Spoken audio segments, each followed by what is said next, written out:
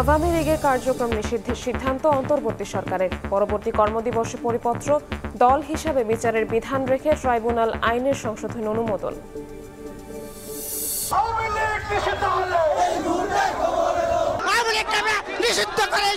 আওয়ামী লীগ নিষিদ্ধ হয়েছে, এর জন্য আমরা খুবই আনন্দিত।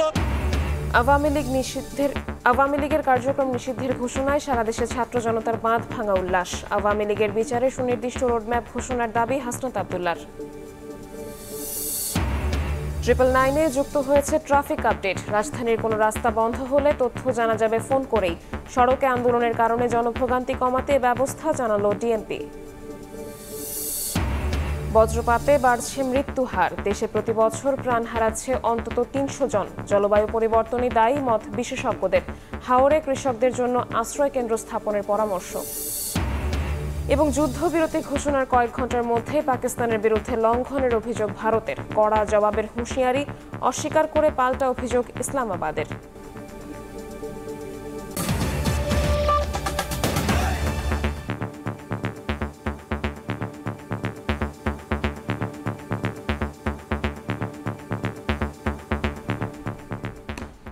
ভোরের সময়ের সঙ্গে আছি আমি শবনব নিবিড়।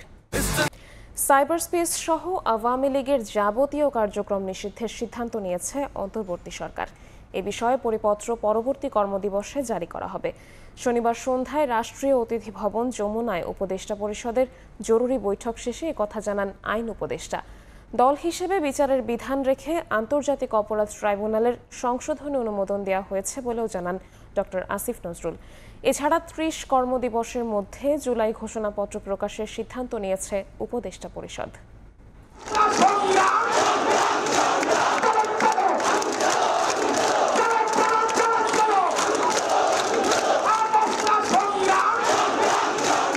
ছাত্র জনতার অভ্যুত্থানের 9 মাস পর গণহত্যার দায়ে আওয়ামী লীগকে নিষিদ্ধের দাবিতে রাজপথে নামে জাতীয় নাগরিক পার্টির নেতাকর্মীরা। পরে ফ্যাসিবাদ বিরোধী সব শক্তি ঐক্যবদ্ধ আন্দোলন গড়ে তোলে। প্রথমে প্রধান উপদেষ্টার বাসভবন যমুনার সামনে অবস্থান, পরে শাহবাগে ব্লকেড সহ দেশের বিভিন্ন স্থানে বিক্ষোভ করেন তারা। 3 দফা দাবিতে অনড় থাকে আন্দোলনকারীরা। এমন প্রেক্ষাপটে শনিবার সন্ধ্যায় রাষ্ট্রীয় অতিথি ভবন যমুনায় এক জরুরি বৈঠকে বসে উপদেষ্টা পরিষদ। প্রধান উপদেষ্টা ডক্টর মোহাম্মদ ইউনূসের নেতৃত্বে 2 ঘন্টারও বেশি সময় ধরে চলে আলোচনা। রাত 11টার পর সাংবাদিকদের সামনে আসেন উপদেষ্টারা। আইন উপদেষ্টা ডক্টর আসিফ নজরুল জানান, রাজনৈতিক দল তার অঙ্গ সংগঠন বা সমর্থক গোষ্ঠীর শাস্তির ক্ষমতা দিয়ে আন্তর্জাতিক অপরাধ ট্রাইব্যুনাল আইনের সংশোধনী অনুমোদন দিয়েছে উপদেষ্টা পরিষদ। আওয়ামী লীগ ও তার নেতাদের বিচার শেষ না হওয়া পর্যন্ত সন্ত্রাস বিরোধী আইনে সাইবার স্পেস সহ দলটির যাবতীয় কার্যক্রম নিষিদ্ধের সিদ্ধান্ত নেওয়া হয়েছে, যার পরিপত্র পরবর্তী কার্যদিবসে জারি করা হবে বলেও জানান উপদেষ্টা। সংশোধনী অনুযায়ী আন্তর্জাতিক অপরাধ ট্রাইব্যুনাল কোনো রাজনৈতিক দল তার অঙ্গ সংগঠন বা সমর্থক গোষ্ঠীকে শাস্তি দিতে পারবে। উপদেষ্টা পরিষদের বৈঠকে আন্তর্জাতিক অপরাধ ট্রাইব্যুনালে বাংলাদেশের আওয়ামী লীগ ও তার নেতাদের বিচার কার্য সম্পন্ন না হওয়া পর্যন্ত দেশের নিরাপত্তা ও সার্বভৌমত্ব রক্ষা, জুলাই আন্দোলনের নেতাকর্মীদের নিরাপত্তা এবং আন্তর্জাতিক অপরাধ ট্রাইব্যুনালের বাদী ও সাক্ষীদের সুরক্ষার জন্য সন্ত্রাস বিরোধী আইনের অধীনে সাইবার স্পেস সহ আওয়ামী লীগের যাবতীয় কার্যক্রম নিষিদ্ধ করার সিদ্ধান্ত গ্রহণ করা হয়েছে।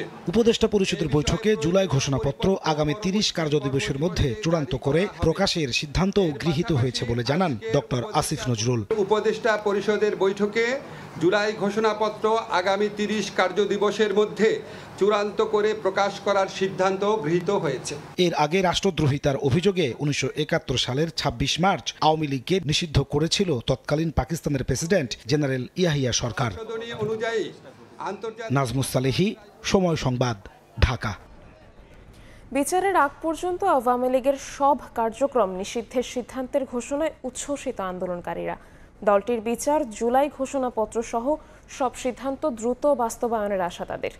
এনসিপি নেতা হাসনাত আব্দুল্লাহ বলেন, আগামী সোমবার পরিপত্র হাতে নিয়ে আনন্দ মিছিল করা হবে। এ সময় হাসনাত বলেন, আওয়ামী লীগের বিচারের সুনির্দিষ্ট রোডম্যাপ ঘোষণা করতে হবে। আওয়ামী লীগ নিষিদ্ধের দাবিতে শনিবার সকাল থেকে স্লোগানে প্রকম্পিত ছিল শাহবাগ। গণঅবস্থানের দ্বিতীয় দিনে লীগ আমলের খুন, গুমসহ মানবতা বিরোধী অপরাধ তুলে ধরে দলটি নিষিদ্ধের দাবি জানান আন্দোলনকারীরা। রাত ৮টায় সরকারকে ১ ঘন্টার আলটিমেটাম দেয় আন্দোলনকারীরা। সময় পেরিয়ে গেলে মিছিল নিয়ে যমুনার দিকে যাত্রা করে অবস্থান নেওয়া হয় ইন্টারকন্টিনেন্ট মোড়ে। প্রায় ২ ঘন্টা পর যমুনা থেকে ঘোষণা আসে বিচার শেষ না হওয়া পর্যন্ত আওয়ামী লীগ সকল কার্যক্রম বন্ধ রাখা হবে। এতে আন্দোলনকারীরা উচ্ছ্বাসে ফেটে পড়েন। এটা ছিল আমাদের জুলাইয়ের আকাঙ্ক্ষার প্রথম একটা বিষয়। আওয়ামী লীগ নিষিদ্ধ হয়েছে, এর জন্য আমরা খুবই আনন্দিত। আওয়ামী লীগের নিষিদ্ধের মধ্য দিয়ে এই জুলাই বিপ্লবের পূর্ণতা পেল। ফেসবুকের পোস্টে নেতা নাহিদ ইসলাম সংগ্রাম চালিয়ে যাওয়ার আহ্বান জানান। ফলে শাহবাগের রাস্তাতেই অবস্থান কর্মসূচি পালন করে দ্রুত দল নিষিদ্ধ ও জুলাই ঘোষণাপত্র বাস্তবায়নের দাবি জানাতে থাকেন ছাত্র জনতারা। যদি রাজনৈতিক দলগুলো এভাবেই আমাদেরকে বাধ্য করতে থাকে, নানানভাবে এই ছাত্র জনতাকে বাধ্য করতে থাকে যে রাস্তায় নেমেই এই ফয়সালা হওয়া বিষয়গুলো পুনর্ফয়সালা করার জন্য, তাহলে আসলে বাংলাদেশের রাজনৈতিক পরিস্থিতি আসলে ছাত্র জনতার হাতেই থাকবে। এই দল হিসাবে কিন্তু আওয়ামী লীগকে নিষিদ্ধ করেনি, বরং তাদের সাংগঠনিক কার্যক্রম নিষিদ্ধ করছে। আমরা মনে করি অতি দ্রুত বিচারিক প্রক্রিয়ার মাধ্যমে দল হিসাবে আওয়ামী লীগকে নিষিদ্ধ ঘোষণা করতে হবে। পরে রাত ৩টার দিকে শাহবাগে আসেন হাসনাত আবদুল্লাহ সহ জুলাই আন্দোলনের অন্যান্য নেতাকর্মীরা। এ সময় হাসনাত বলেন, আওয়ামী লীগের বিচারের রোডম্যাপ ঘোষণা করতে হবে। জুলাই ঘোষণাপত্র নিয়ে অন্তর্বর্তী সরকার টালবাহানা করছে বলে অভিযোগ করেন তিনি। সোমবার কার্যদিবস শুরু হলে আওয়ামী লীগের সকল কার্যক্রম নিষিদ্ধের পরিপত্র নিয়ে আনন্দ মিছিল করার ঘোষণাও দেওয়া হয়। বিগত সময়ে জুলাই ঘোষণাপত্র নিয়ে এই অন্তর্বর্তীকালীন সরকারের টালবাহানা আমরা লক্ষ্য করেছি। ঘোষণাপত্র প্রণয়নের সুনির্দিষ্ট রোডম্যাপ ঘোষণা করতে হবে। এই অন্তর্বর্তীকালীন সরকার যে ৩০ দিন সময় দিয়েছে, এই ৩০ দিন সময়কে আমরা পর্যবেক্ষণের মধ্যে রাখবো। আবশ্যিকভাবে বিচারের রোডম্যাপ আমাদের সামনে ঘোষণা করতে হবে। আমরা এই সোমবারে প্রজ্ঞাপন নিয়ে আমরা আনন্দ মিছিল করব। মধ্যরাতে আন্দোলনকারীদের সঙ্গে সংহতি প্রকাশ করেন হেফাজতে ইসলাম বাংলাদেশের যুগ্ম মহাসচিব মাওলানা মামুনুল হক। আদনান তুর্য, সময় সংবাদ, ঢাকা। আওয়ামী লীগের সব ধরনের কার্যক্রম নিষিদ্ধ ঘোষণার পরই আনন্দ মিছিল নিয়ে সড়কে নামে সারা দেশের ছাত্র জনতা। আনন্দ ধ্বনি দিয়ে বিভিন্ন সড়ক প্রদক্ষিণ করেন তারা। কোথাও কোথাও পড়া হয় শুকরানা নামাজও। এ সময় তারা দ্রুত পরিপত্র জারি ও গণহত্যাকারীদের বিচারের দাবি জানান।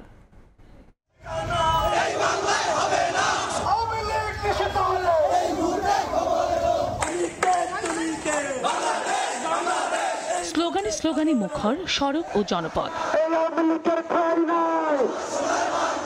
শনিবার রাত 11টায় আওয়ামী লীগের সকল কার্যক্রম নিষিদ্ধের ঘোষণার পরই সারা দেশের ছাত্র জনতা আনন্দ উল্লাসে মেতে ওঠে।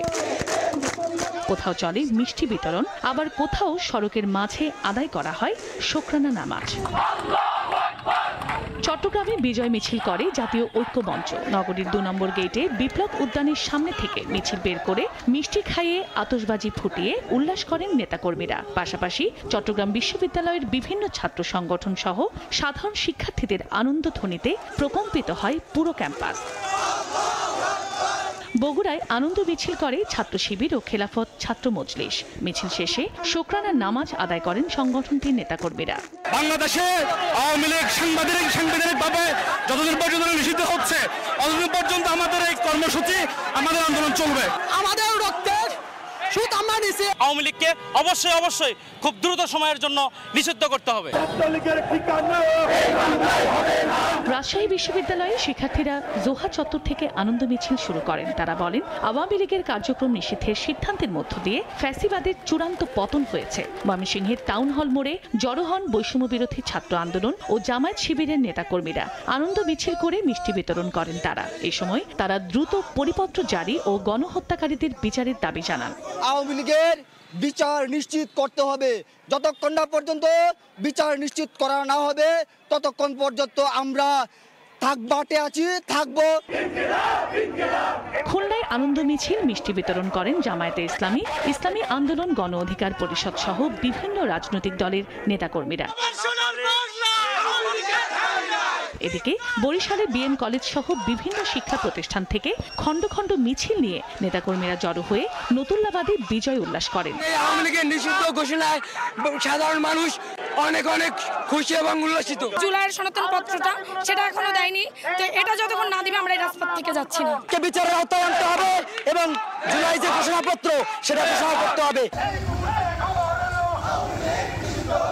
সাভারের শহীদ ইয়ামিন চত্বরে এনসিপির নেতাকর্মীরা আনন্দ মিছিল বের করেন। ফরিদপুর ও নেত্রকোনায় আনন্দ মিছিল করেছে বৈষম্য বিরোধী ছাত্র আন্দোলন, জামায়াতে ইসলামী ও ইসলামী ছাত্র শিবির সহ খেলাফত আন্দোলন। আজকে আমাদের জন্য একটা বিশেষ দিন, কারণ ফ্যাসিবাদের দোসর আওয়ামী লীগ সন্ত্রাসী সংগঠন হিসেবে প্রাথমিকভাবে নিষিদ্ধ হয়েছে। এছাড়া মোংলা, সুনামগঞ্জ, পঞ্চগড়, লক্ষ্মীপুর, নরসিংদী সহ সারা দেশের বিভিন্ন স্থানে আনন্দ মিছিল করে উল্লাস প্রকাশ করেন ছাত্র জনতা। চন্দ্র বিশ্বাস, ববি, সময় সংবাদ। জনগণের আংশিক দাবি পূরণ হয়েছে জানিয়ে জামায়াতে ইসলামীর আমির ডক্টর শফিকুর রহমান বলেন, আওয়ামী লীগের বিচার ত্বরান্বিত করতে হবে। রাতে আওয়ামী লীগের সব কার্যক্রম নিষিদ্ধের পর মগবাজার মোড়ে শুকরানা নামাজ ও সমাবেশে একথা বলেন জামায়াত আমির। দাবি আমাদের পুরা বাস্তবায়িত হয়নি, জুলাই প্রক্লেমেশন এখনো আসেনি, বিপ্লবের পূর্ণাঙ্গ ঘোষণা এখনো আমরা পাইনি। আমরা ইনশাআল্লাহ ধাপে ধাপে সামনের দিকে এগিয়ে যাব। জুলাইকে আমরা হারিয়ে যেতে দেব না, এই জুলাইকেই বুকে ধারণ করে আমরা এগিয়ে যাব। সবাই যেমন রাস্তায় নেমে এসেছিল, আগামী দিনে যেন আর এমন পরিস্থিতি তৈরি না হয় যে আবার আমাদেরকে রাস্তায় নামতে হবে। রাস্তায় নামার আগেই দাবিগুলো আমাদেরকে পূরণ করে দিয়ে দিবেন আপনারা, আমরা সেই দিনের অপেক্ষায় থাকলাম। দেশের স্বাধীনতা, সার্বভৌমত্ব বিক্রি করে কোনো কিছু করতে দেয়া হবে না বলে হুঁশিয়ারি দিয়েছেন বিএনপি মহাসচিব মির্জা ফখরুল ইসলাম আলমগীর। চট্টগ্রামের পোলো গ্রাউন্ডে দলটির তারুণ্যের সমাবেশে তিনি আরও বলেন, আওয়ামী লীগকে আর দেখতে চায় না দেশের মানুষ। এ সময় দেশ জিম্মি করে স্বার্থ আদায়ের পাঁয়তারা নিয়ে সতর্ক করেন বিএনপির স্থায়ী কমিটির সদস্য আমির খসরু মাহমুদ চৌধুরী। বলেন, কেউ নির্বাচন বানচাল করতে পারবে না। রেজাউল হক রিপন ও মোবারক শুভর ছবিতে আহমেদ সালেহিনের রিপোর্ট।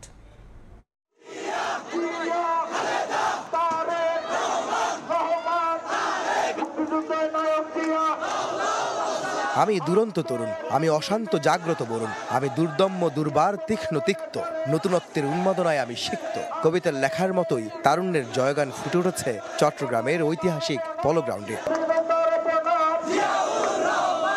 তীব্র তাপপ্রবাহ উপেক্ষা করে দূর দূরান্ত থেকে আসেন হাজার হাজার তরুণ জনতা। তারুণ্যের রাজনৈতিক অধিকার প্রতিষ্ঠায় ছাত্রদল, স্বেচ্ছাসেবক দল ও যুবদলের উদ্যোগে সমাবেশ ঘিরে বাঁধ ভাঙা উচ্ছ্বাসে মাতেন নেতাকর্মীরা। শনিবার বিকেল ৩টায় শুরু হওয়ার আগেই চট্টগ্রাম বিভাগের ১১ জেলার নেতাকর্মীতে কানায় কানায় পূর্ণ হয়ে যায় পলো গ্রাউন্ড। চমক হিসেবে সমাবেশের মঞ্চে আসেন বাংলাদেশ জাতীয় ক্রিকেট দলের সাবেক অধিনায়ক তামিম ইকবাল। চট্টগ্রাম থেকে জাতীয় পর্যায়ে আরও খেলোয়াড় তৈরির আহ্বান জানান তিনি। Cricket, football, badminton, any sports, এই স্পোর্টস ওনারা প্রমোট করবেন in the right possible way, যেরকম চিটাগং থেকে আবার আমরা আগের দিনে ফিরে যাই। দেশ জিম্মি করে স্বার্থ আদায়ের চেষ্টা নিয়ে সতর্ক করে বিএনপির স্থায়ী কমিটির সদস্য আমির খসরু মাহমুদ চৌধুরী বলেন, দেশে নির্বাচনী হাওয়া বইছে, কেউ সেই নির্বাচন বানচাল করতে পারবে না। কোন গোষ্ঠীর স্বার্থ আদায় করা সম্ভব হবে না। তাদেরকে জনগণের কাছে যেতে হবে, জনগণকে বাইরে রেখে দেশকে জিম্মি করে কারো স্বার্থ আদায় করতে দেওয়া যাবে না। দেশের মানুষ আর আওয়ামী লীগকে দেখতে চায় না মন্তব্য করে সব ষড়যন্ত্র ব্যর্থ করে দিতে নেতাকর্মীদের প্রতি আহ্বান জানান বিএনপি মহাসচিব মির্জা ফখরুল ইসলাম আলমগীর। তরুণরা আবার জেগে উঠুন, আপনার অধিকার আপনার করে কেড়ে নিন বন্ধুগণ। আমরা বাংলাদেশের 18 কোটি মানুষ এই আওয়ামী লীগকে দেখতে চাই না। দেশের স্বাধীনতা, সার্বভৌমত্ব বিক্রি করে আমরা কোনো মতেই কোনো কিছু করতে দেব না। নেতারা আরো বলেন, তারুণ্যের রাজনৈতিক অধিকার প্রতিষ্ঠায় প্রয়োজন নির্বাচিত জনপ্রতিনিধি, যারা জবাবদিহি করবে জনগণের কাছে। বিগত 3টি জাতীয় সংসদ নির্বাচনে দেশের তরুণদের বড় একটি অংশ ভোট দিতে পারেনি এমন অভিযোগ রয়েছে।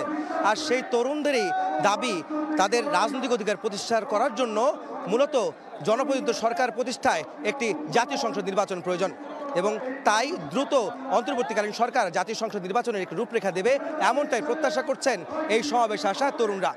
চট্টগ্রামের পোলো গ্রাউন্ড থেকে আহমেদ সালেহিন, সময় সংবাদ। বাংলাদেশকে তাবেদারি রাষ্ট্র হতে না দেওয়ার হুঁশিয়ারি দিয়েছেন তারেক রহমান। বিগত সময়ে সংবিধান লঙ্ঘনকারীদের বিচারের আওতায় আনার আহ্বান বিএনপির ভারপ্রাপ্ত চেয়ারম্যানের। শনিবার বিকেলে গুলশানে বৌদ্ধ ধর্মাবলম্বীদের সঙ্গে শুভেচ্ছা বিনিময় অনুষ্ঠানে লন্ডন থেকে ভার্চুয়ালি যোগ দিয়ে তিনি বলেন, পলাতক স্বৈরাচার যাতে কোনো সুযোগ না পায় সে বিষয়ে জাতি ঐক্যবদ্ধ। জনমনে যাতে কোনো ধোঁয়াশা তৈরি না হয় সেজন্যই সরকারের সুনির্দিষ্ট পরিকল্পনা জানতে চায় বিএনপি। সব ধর্মমতের মানুষের নিরাপদ সহাবস্থান নিশ্চিতে পরিপূর্ণ গণতন্ত্র প্রয়োজন বলেও জানান তারেক রহমান।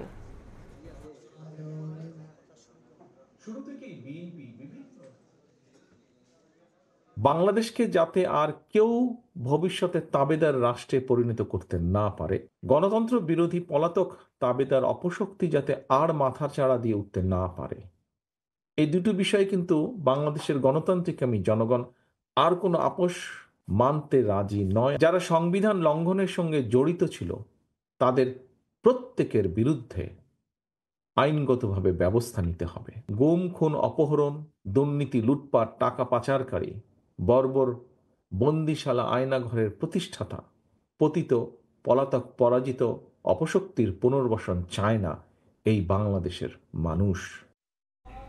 বিএনপি চেয়ারপারসন বেগম খালেদা জিয়া তার ছোট ভাই শামীম ইস্কান্দারের বাসায় এক পারিবারিক অনুষ্ঠানে যোগ দেন।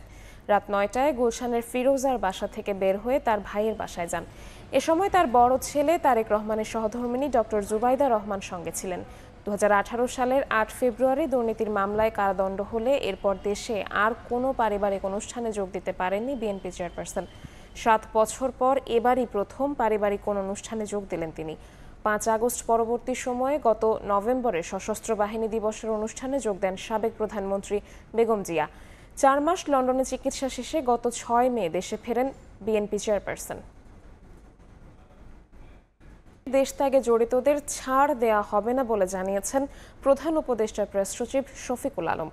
বিকেলে যশোরে এক অনুষ্ঠানে তিনি বলেন, ভারতীয় মিডিয়া সংবাদের নামে নাটক মঞ্চস্থ করে।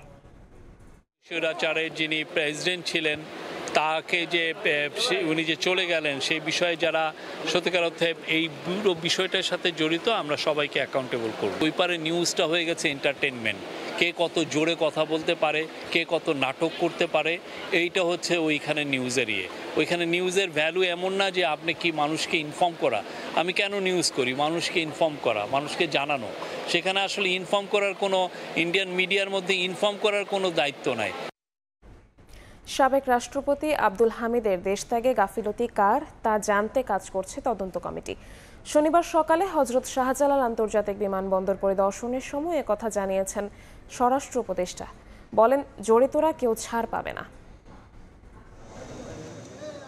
সাবেক রাষ্ট্রপতি আব্দুল হামিদের দেশ ত্যাগ ঘিরে নানা মহলে তোলপাড়ের মধ্যে শনিবার সকালে হযরত শাহজালাল আন্তর্জাতিক বিমানবন্দরে যান স্বরাষ্ট্র উপদেষ্টা মোহাম্মদ জাহাঙ্গীর আলম। ইমিগ্রেশন কার্যক্রম পরিদর্শন শেষে গণমাধ্যমের মুখোমুখি হন উপদেষ্টা। জানান, সাবেক রাষ্ট্রপতি আব্দুল হামিদের দেশ ত্যাগের ঘটনায় ছাড় পাবেন না দায়ীরা। এসপি অফিস থেকে যদি স্বরাষ্ট্র মন্ত্রণালয়ে কোনো কাগজ পাঠাইছে আমার জানা নাই, এই জন্য কিন্তু একটা ইনকোয়ারি কমিটি করা হয়েছে। যেহেতু ইনকোয়ারি কমিটিটা এটা পুঙ্খানুপুঙ্খানু দেখে এটার বিরুদ্ধে একটা আইনানুগ ব্যবস্থা নেওয়ার জন্য বলবে, এবং এটার জন্য যারা দোষী তারা কেউ আইনের আওতায় তাদের শাস্তি পেতেই হবে। ইন্টারপোলের মাধ্যমে শেখ হাসিনাকে দেশে ফেরাতে চেষ্টা চলছে বলেও জানান স্বরাষ্ট্র উপদেষ্টা। এটার জন্য তো প্রক্রিয়া সবসময় জারি আছে। ইন্টারপোলের মাধ্যমে আমরা তো চেষ্টা করতেছি। অনেক তো জানেন যে এটা তো ইন্টারপোল তো আমার কথার সাথে সাথে তো কাজ করবে, ওইটা তো আর আমার আন্ডারে না। ওইটা তারা সময় হয়তো তারা তাদের আইন কানুন মতো তারা ব্যবস্থা নেয়। জনভোগান্তি এড়াতে রাস্তায় আন্দোলন না করারও অনুরোধ করেন উপদেষ্টা। সবারই দাবি দাওয়াটা যদি রাস্তা ছেড়ে এমন জায়গায় করে যেখানে জনগণের ভোগান্তি না হয় ওই জায়গায় করতে পারলে সবচেয়ে ভালো। ফারুক ভিয়া, রবিন, সময় সংবাদ, ঢাকা। পার্বত্য চট্টগ্রামে স্বায়ত্ত শাসনের দাবি জানিয়েছে United People's Democratic Front UPDF. আর সংবিধান ছাড়া অন্যান্য সংস্কার প্রস্তাবনা 2-1 মাসের মধ্যে বাস্তবায়নের দাবি জানিয়েছে গণফোরাম। সংসদ ভবনের এলডি হলে জাতীয় ঐকমত্য কমিশনের সঙ্গে বৈঠকে এ দাবি জানায় দল দুটি। কমিশনের সহসভাপতি আলী রিয়াজ বলেন, প্রথমবারের মতো সবাই মিলে রাষ্ট্র বিনির্মাণে যে সুযোগ তৈরি হয়েছে তা কাজে লাগাতে হবে। 5 সংস্কার কমিশনের প্রস্তাবনায় ঐকমত্য তৈরি করতে রাজনৈতিক দলগুলোর সঙ্গে ধারাবাহিক আলোচনা করছে জাতীয় ঐকমত্য কমিশন। শনিবার সকালে United People's Democratic Front UPDF এর সঙ্গে বৈঠকে বসেন কমিশন সদস্যরা। জাতীয় সংসদের এলডি হলে বৈঠকে ইউপিডিএফ এর পক্ষে নেতৃত্ব দেন দলটির সংগঠক মাইকেল চাকমা। স্বাগত বক্তব্যে জাতীয় ঐকমত্য কমিশনের সহসভাপতি অধ্যাপক আলী রিয়াজ বলেন, নাগরিকের অধিকার প্রতিষ্ঠার জন্য ঐকমত্যের ভিত্তিতে জাতীয় সনদ তৈরির কাজ করছে কমিশন। রাষ্ট্রের সকল প্রতিষ্ঠানের জবাবদিহিতা নিশ্চিত করতে হবে এমন এক ব্যবস্থার মধ্য দিয়ে যেখানে নাগরিক যেন কোনো অবস্থাতেই মনে না করেন যে তার অধিকার ভুলুণ্ঠিত হয়েছে, তার যেন এই অধিকার থাকে, এই প্রতিষ্ঠান থাকে যা তার অধিকারকে সুরক্ষা করবে। গণতান্ত্রিক রাষ্ট্র প্রতিষ্ঠার ক্ষেত্রে যে রাষ্ট্র মানবিক মর্যাদা নিশ্চিত করে, সামাজিক সুবিচার নিশ্চিত করে, সকলের মধ্যে সাম্য প্রতিষ্ঠা করে, সেই লক্ষ্যে আমরা সকলে কাজ করার চেষ্টা করছি। আলোচনা শেষে ইউপিডিএফ এর সংগঠক মাইকেল চাকমা জানান, পার্বত্য এলাকায় নাগরিকরা সব সময় নির্যাতিত হয়ে আসছে, এর স্থায়ী প্রতিকার করতে হবে। তিনি বলেন, আঞ্চলিক দলগুলোর নিবন্ধন নিশ্চিত করা, নিবন্ধন শর্ত শিথিল করার দাবি জানিয়েছে তার দল। অভ্যুত্থান পরবর্তী আজকে যে 2025 সালে এসে 24-25 সালে এসে যেন আর সেই 72 সালের যে ভুল পুনরাবৃত্তি না হয়, এবং এখনই আমাদের সময়, এই সময়টা আমাদের জন্য খুবই গুরুত্বপূর্ণ, যেন সাংবিধানিক কাঠামোর মধ্যে থেকে পার্বত্য চট্টগ্রামের সমস্যা সমাধানের প্রকৃত পথ খুঁজে বের করা হয়। এদিন বিকেলে গণফোরামের সঙ্গেও বৈঠকে বসে কমিশন। বৈঠক শেষে দলটির নেতারা বলেন, সময় ক্ষেপণ না করে 2-1 মাসের মধ্যেই সংবিধান ছাড়া অন্যান্য সংস্কার কমিশনের প্রস্তাবনা বাস্তবায়ন করতে হবে। নেতারা জানান, মুক্তিযুদ্ধের অবদান অক্ষুণ্ণ রেখেই সংবিধান সংশোধনের দাবি জানিয়েছেন তারা। আর সময় নষ্ট করা আমাদের উচিত হবে না। এটা যদি দীর্ঘসূত্রতার মধ্যে আমরা পড়ে যাই, তাহলে অভ্যুত্থানের মধ্য দিয়ে মানুষের মনে যে স্বপ্ন আবার নতুন করে আসছে, সেটা বাস্তবায়িত হয়তো আবার আমরা পিছিয়ে যেতে পারি। প্রথম ধাপের বৈঠকে এখন পর্যন্ত 29টি রাজনৈতিক দল কমিশনের সঙ্গে বৈঠকে অংশ নিয়েছে। মে মাসের মাঝামাঝি সময়ে শুরু হওয়ার কথা রয়েছে দ্বিতীয় দফার বৈঠক। হাসান ওয়ালি, সময় সংবাদ, ঢাকা। জরুরি সেবা 999-এ যুক্ত হয়েছে নতুন ট্রাফিক আপডেট। কোনো কারণে রাজধানীর কোনো রাস্তা বন্ধ হলে সে তথ্য এখন জানা যাবে 999-এ ফোন করেই। ঢাকা মহানগর পুলিশ বলছে, সড়কে বিভিন্ন সময় আন্দোলনের কারণে জনভোগান্তি কমাতে এ ব্যবস্থা। জাতীয় জরুরি সেবার দায়িত্বরতরা বলছেন, এজন্য কাজ করছে আলাদা ডেস্ক। এমন উদ্যোগকে সাধুবাদ জানিয়েছে নগরবাসী। জরুরি সেবা নিয়ে মাসুদুর রহমানের 2 পর্বের বিশেষ প্রতিবেদনের শেষ পর্ব।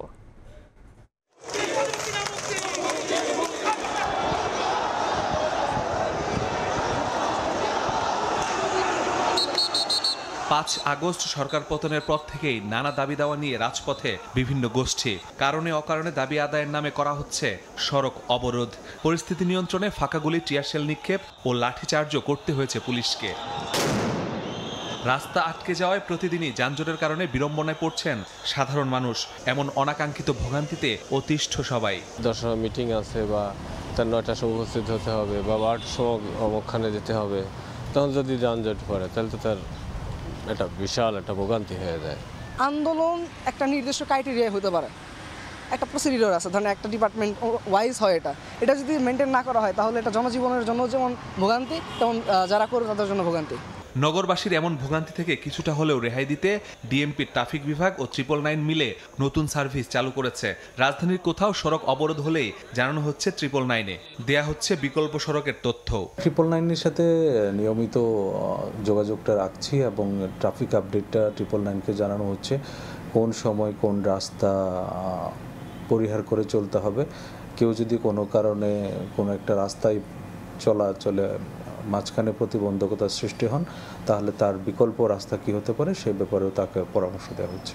দায়িত্বপ্রাপ্তরা বলছেন, আন্দোলনের কারণে সড়ক অবরোধের তথ্য দিতে খোলা হয়েছে আলাদা ডেস্ক। ফোন এলে সেখান থেকে দেয়া হচ্ছে তথ্য।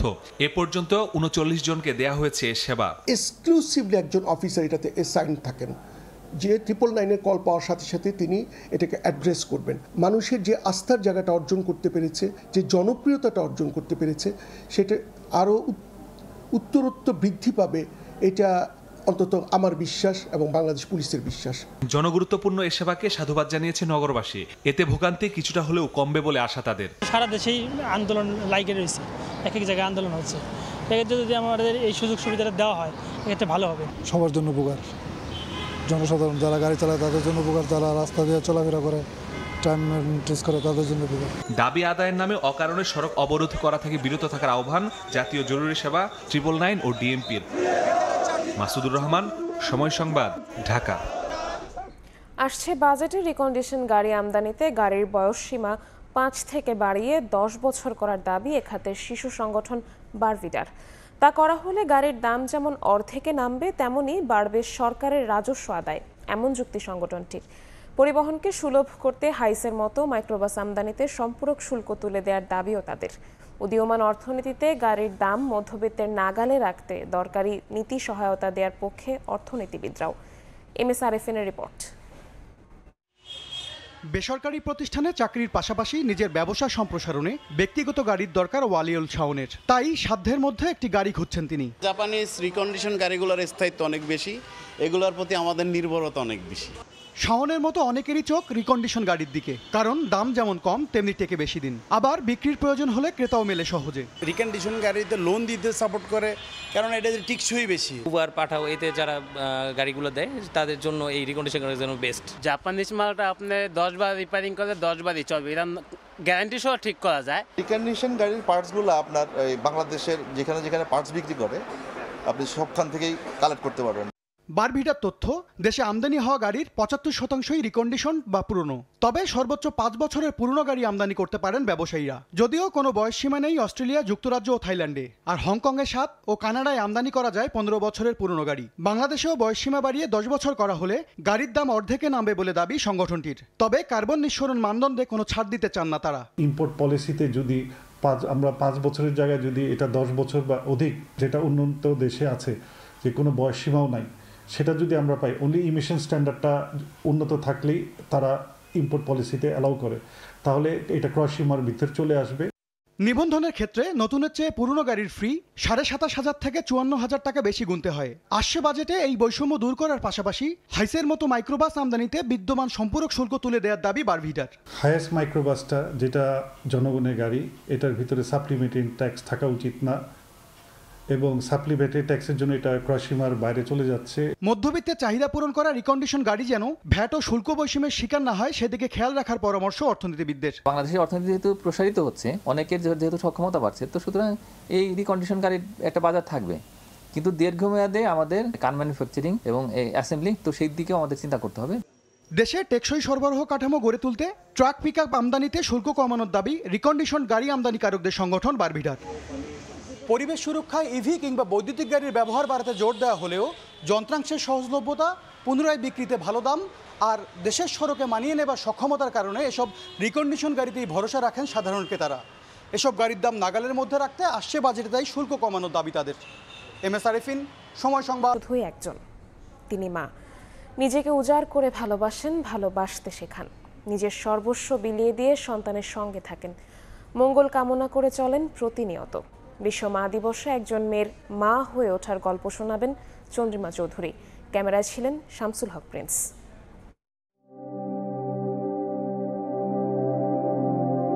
আচ্ছা মা, তুমি না হলে কবে? তুমিও কি ছোট্ট ছিলে আমার মতন করে?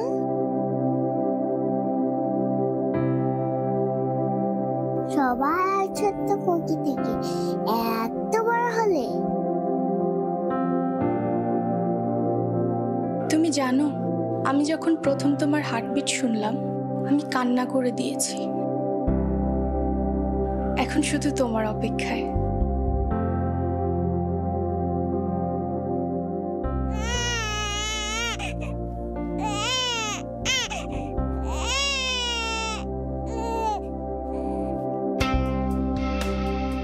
এইমাত্র জন্ম হলো এক মায়ের। রাবেয়ার কোল জুড়ে এসেছে অমূল্য রতন, যার মুখের হাসির জন্য উজাড় করে দিতে পারে সব। মা হওয়ার জার্নি তো সবসময় ভালোই থাকে, তো কষ্ট হলেও অনেক আনন্দের ছিল। যতটা কষ্ট ছিল বেবিটা এখন কোলে নেওয়ার পরে সেই কষ্টগুলো এখন আর মনে নেই। তো কথা বলতে পারতো না, কিন্তু ওর অনুভূতিগুলো বুঝতে পারতাম যে ও নড়তেছে, ওর ক্ষুধা লাগছে বা ও কথা শুনতে চাচ্ছে। মাতৃত্বের এই কঠিন যাত্রায় সঙ্গী ছিলেন রাবেয়ার মা। একটা বেবি পৃথিবীতে আনার জন্য একজন মা থাকা অনেক দরকার, কারণ মা যেভাবে টেক কেয়ার করে সে কেউ করে না। সন্তানকে তিলে তিলে বড় করেন মা। দিনরাত যত্ন, সন্তানের বড় হওয়ার যাত্রায় টিফিন তৈরি করে হাত ধরে স্কুল, তারপর ক্লাস শেষ করে ফেরার অপেক্ষা। মায়ের মমতার কাছে হার মানে সব। মায়ের নিরাপদ কোলের উষ্ণতা আর কোমল স্পর্শে যে শিশু বেড়ে ওঠে, সেও একদিন হয়ে ওঠে মা। আমি ছাড়া ওদের পৃথিবী অন্ধকার, কোনোদিন সুখ শান্তি কিছু পাবে না। মার মতন কেউ ভালোবাসে না। মা সারাদিন ব্যস্ততার মাঝেও সন্তানকে আগলে রাখতে পারে। সোনিয়ার বাবার মৃত্যুর পর তার মাই এক হাতে সংসার থেকে শুরু করে বিপদে আপদে ঢাল হয়ে দাঁড়িয়েছেন। সেই দৃঢ় কঠিন মাও দুর্ঘটনা আর বয়সের ভারে এখন ছোট্ট শিশুর মতো হয়ে যান কখনো কখনো। এখন সন্তানকে আগলে রাখতে হয় মাকে। মানুষ যত বড় হয় না, একটা শিশুর মতন হয়ে যায়। সে আমার কাছে সময় চায়। ওর বাবা যখন মারা গেল 94-তে, তখন ওরা 3টা ভাই বোনই ছোট ছিল। মারা যাওয়ার পরে মনে করেন আমার ভাসুর দেবরা আমাকে হেল্প করতে চাইছে, আমি সেটা পছন্দ করিনি। আমি মনে হয় মৃত্যু দেখে আসছি। আমাকে যখন গাড়িটা চাপা মারলো, ওইটা কল্পনা করলে না আমার একেবারে শরীর এখনো কাটা দিয়ে ওঠে। আমার কাছে মা মানে এক প্রকার বলবো আমার দুনিয়াটাই আমার মা। যখন আম্মাদের হাত বুলায় দেয় না, সকল টেনশন, ডিপ্রেশন সবকিছু চলে যায়। কিভাবে জানো? আমার মাকে ছাড়া আমি একটা দিন, একটা সেকেন্ড কল্পনা করতে পারি না। দিবস রজনী আমি যেন কার আশায় আশায় থাকি। মা, অনেক দিন তুমি আমার গানই শুনতে চাও না, আমাকে মনা বলেও ডাকো না। তবুও হিমালয় থেকে সমতল এই শহরের সব অলিগলিতে আমি তোমার ডাক শুনতে পাই। মায়েরা কি কখনো হারিয়ে যায়, নাকি রাতের সব তারাই থাকে দিনের আলোর গভীরে? চন্দ্রিমা চৌধুরী, সময় সংবাদ, ঢাকা। দেশে গ্রীষ্ম ও বর্ষাকালে বজ্রপাতের সংখ্যা এবং তীব্রতা বাড়ে। দিন দিন দেশে বজ্রপাতে মৃত্যুর হার বাড়ছে। জাতিসংঘের তথ্য অনুযায়ী বাংলাদেশে প্রতি বছর বজ্রপাতে গড়ে 300 জন মানুষ মারা যায়। জলবায়ু পরিবর্তনের বজ্রপাত বাড়ছে বলে মনে করেন বিশেষজ্ঞরা। এই দুর্যোগ থেকে কৃষকদের রক্ষায় সমন্বিত উদ্যোগ নেওয়া প্রয়োজন বলে মনে করেন সংশ্লিষ্টরা। ইকরামুল কবিরের রিপোর্ট, ছবি তুলেছেন দিগেন সিংহ ও নৌশাদ আহমদ চৌধুরী।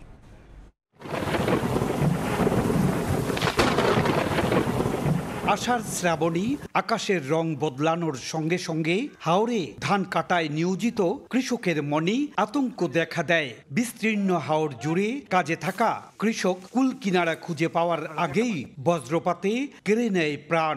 দিন দিন এই আতঙ্ক বাড়ছে, হচ্ছে প্রাণহানি। জলবায়ু পরিবর্তনের ফলে বায়ু দূষণের কারণে বজ্রপাত বাড়ছে বলে মনে করেন বিশেষজ্ঞরা। জলবায়ুর পরিবর্তনের কারণে আয়োনাইজড পার্টিকুলার পরিমাণ এইটা বর্তমানে এরিয়াগুলোতে দেখা যাচ্ছে অনেক বেড়ে গেছে। বেড়ে যাওয়ার কারণে বজ্রপাত হওয়ার প্রবাবিলিটিটা বেড়ে যাচ্ছে দিন দিন। 2015 সালে বজ্রপাতকে দুর্যোগ ঘোষণা করা হলেও প্রচারণায় তেমন কোনো অগ্রগতি নেই বলে জানান হাওরবাসী। কৃষি বিভাগ বলছে, কৃষকদের আবহাওয়ার পূর্বাভাস জানানো হয়। ধান কাটার শ্রমিকদের জন্য হাওরে আশ্রয় কেন্দ্র স্থাপন করা জরুরি বলে মনে করছেন সংশ্লিষ্টরা। আবহাওয়া প্রকল্পের একটা গ্রুপ তৈরি করেছে কৃষকের, ওই কৃষকের গ্রুপে মেসেজ চলে যায়। আর বাবিস পোর্টাল আছে, একটা পোর্টালে নিয়মিত বুলেটিন দেওয়া হয় এবং ইমার্জেন্সির ক্ষেত্রে ইমার্জেন্সি ফোরকাস্টিং দেওয়া হয়। এপ্রিল আর মে মাসে কালবৈশাখী মেঘটা বেশি আসে, ওই সময় তারা ধান কাটতে মাঠে থাকে। তাহলে তাকে ওই সময়ে অস্থায়ী একটা ছাউনি হলে গড়ে তুলতে হবে, ওখানে গিয়ে আশ্রয় নিতে হবে। এই অবস্থায় কখন বজ্রপাত হবে কিংবা কখন ঝড় বৃষ্টি আসবে তা তারা জানে না। এতে করে ঘটে যায় অনেক সময় বড় ধরনের দুর্ঘটনা। গত কয়েকদিন আগে একজন মারা গেছে আমরা রান্নারপুরে। আর কোনো মাইকিং চেকিং করা হয় না। মানুষ টাকা বললে মারা যায়, এইগুলা যে একটা খবর আছে না, এই খবর আমরা এই তাহির প্রধানের ভিতরে আমরা পাই না। জাতিসংঘের তথ্য অনুযায়ী বাংলাদেশে প্রতি বছর বজ্রপাতে গড়ে 300 মানুষ মারা যান। চলতি বছরের জানুয়ারি থেকে 30 এপ্রিল পর্যন্ত 67 জন বজ্রপাতে মারা গেছেন। এই দুর্যোগ থেকে রক্ষা পেতে প্রযুক্তি নির্ভরতার কথা জানালেন এই বিশেষজ্ঞ। বজ্রপাত যেহেতু হাই ভোল্টেজের একটা ইলেকট্রিসিটি প্রবাহ, এমন কোনো পাথ যদি তাকে দিয়ে দেয়া যায় যেই দিকে সে আকৃষ্ট হবে, তাহলে হিউম্যান বিইং বা অন্যান্য স্থাপনা সেগুলা প্রোটেক্টেড হবে। জলাভূমির হাওর অঞ্চল খ্যাত সুনামগঞ্জ, হবিগঞ্জ, কিশোরগঞ্জ ও নেত্রকোনায় বজ্রপাতে মৃত্যুর হার সবচেয়ে বেশি। ইকরামুল কবির, সময় সংবাদ, সিলেট। রাজশাহীতে বেড়েই চলেছে শব্দ দূষণ। স্বেচ্ছাসেবী একটি সংস্থার পরীক্ষায় গত 5 বছরে নগরীতে শব্দ দূষণের মাত্রা বেড়েছে 1.5 গুণ।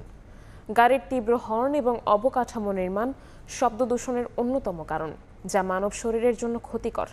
হাবিবুর রহমান পাপ্পুর ছবিতে মদুদ রানার প্রতিবেদন। রাজশাহী নগরীর বিন্দুর মোড় ও রেলগেটে প্রতি 10 মিনিটে হর্ন বাজানো হয় 573 বার। এতে অতিষ্ঠ এ পথে চলাচলকারীরা। শনিবার বেলা 11টায় স্বেচ্ছাসেবী সংগঠন বরেন্দ্র পরিবেশ উন্নয়ন সংস্থার পক্ষ থেকে শব্দের মাত্রা পরিমাপ করা হয়। পরীক্ষায় শব্দের মাত্রা 97.2 ডেসিবল নির্ণয় করা হয়, যা মানুষের শ্রবণ ক্ষমতার 1.5 গুণেরও বেশি। সর্বোচ্চ শব্দ থাকা উচিত 60 ডেসিবেল। তার মানে আমরা এখানে প্রায় 1.5 গুণেরও বেশি পাচ্ছি, যেটা আমাদের জন্য তো অত্যন্ত মারাত্মক। সংস্থাটি জানায় সাহেববাজার, ভদ্রা, তালাইমারি ও লক্ষ্মীপুরেও শব্দের মাত্রা 75% বেশি। শব্দ দূষণের অন্যতম কারণ যানবাহনের হর্ন, বিভিন্ন নির্মাণ কাজ। অতিরিক্ত শব্দে স্ট্রোক, হার্ট অ্যাটাক সহ বাড়ছে নানা স্বাস্থ্য ঝুঁকি। বাচ্চা, বৃদ্ধ, শিশু, আমরা যারা চালক, প্যাসেঞ্জার সবাই এই বিষয়ে সবাই ঝুঁকিপূর্ণ অবস্থান করছি। সবচেয়ে ভয়ানক বিষয় সেটা হচ্ছে যে হর্ন। এই রিকশার হর্নগুলো, সিটি হর্নগুলো, এগুলো অনেক দূরে পর্যন্ত শব্দকে কভার করে। পরিবেশ অধিদপ্তর ও নগর পুলিশ বলছে, শব্দ দূষণ নিয়ন্ত্রণে সচেতনতা বাড়ানোর পাশাপাশি আইন প্রয়োগ করা হবে। আমরা শুধু সচেতনতার পর্যায়ে এখন থেকে থাকবো না, আমরা কিন্তু বিষয়টা আইন প্রয়োগ করব এবং আইন প্রয়োগটা কিন্তু আপনাদের ক্ষেত্রে কঠোর হবে। 2022 সালে জাতিসংঘের পরিবেশ কর্মসূচির প্রতিবেদনের তথ্যে সারা বিশ্বের নগরীগুলোর মধ্যে শব্দ দূষণের তালিকায় 4র্থ স্থানে ছিল রাজশাহী। নগরীর আকুয়া মোড়লপাড়া সরকারি প্রাথমিক বিদ্যালয়ের নির্মাণাধীন দোতলা ভবনের কাজ বন্ধ রয়েছে প্রায় 5 বছর ধরে। অভিযোগ উঠেছে, কাজের চেয়ে অতিরিক্ত বিল তুলে নিয়ে ঠিকাদার লাপাত্তা হলেও নিশ্চুপ কর্তৃপক্ষ। এদিকে দীর্ঘদিন নির্মাণ কাজ বন্ধ থাকায় শ্রেণীকক্ষ সংকটে গাদাগাদি করে ক্লাস করছে শিক্ষার্থীরা। হোসেন আলীর ছবিতে ওবায়দুল হকের রিপোর্ট।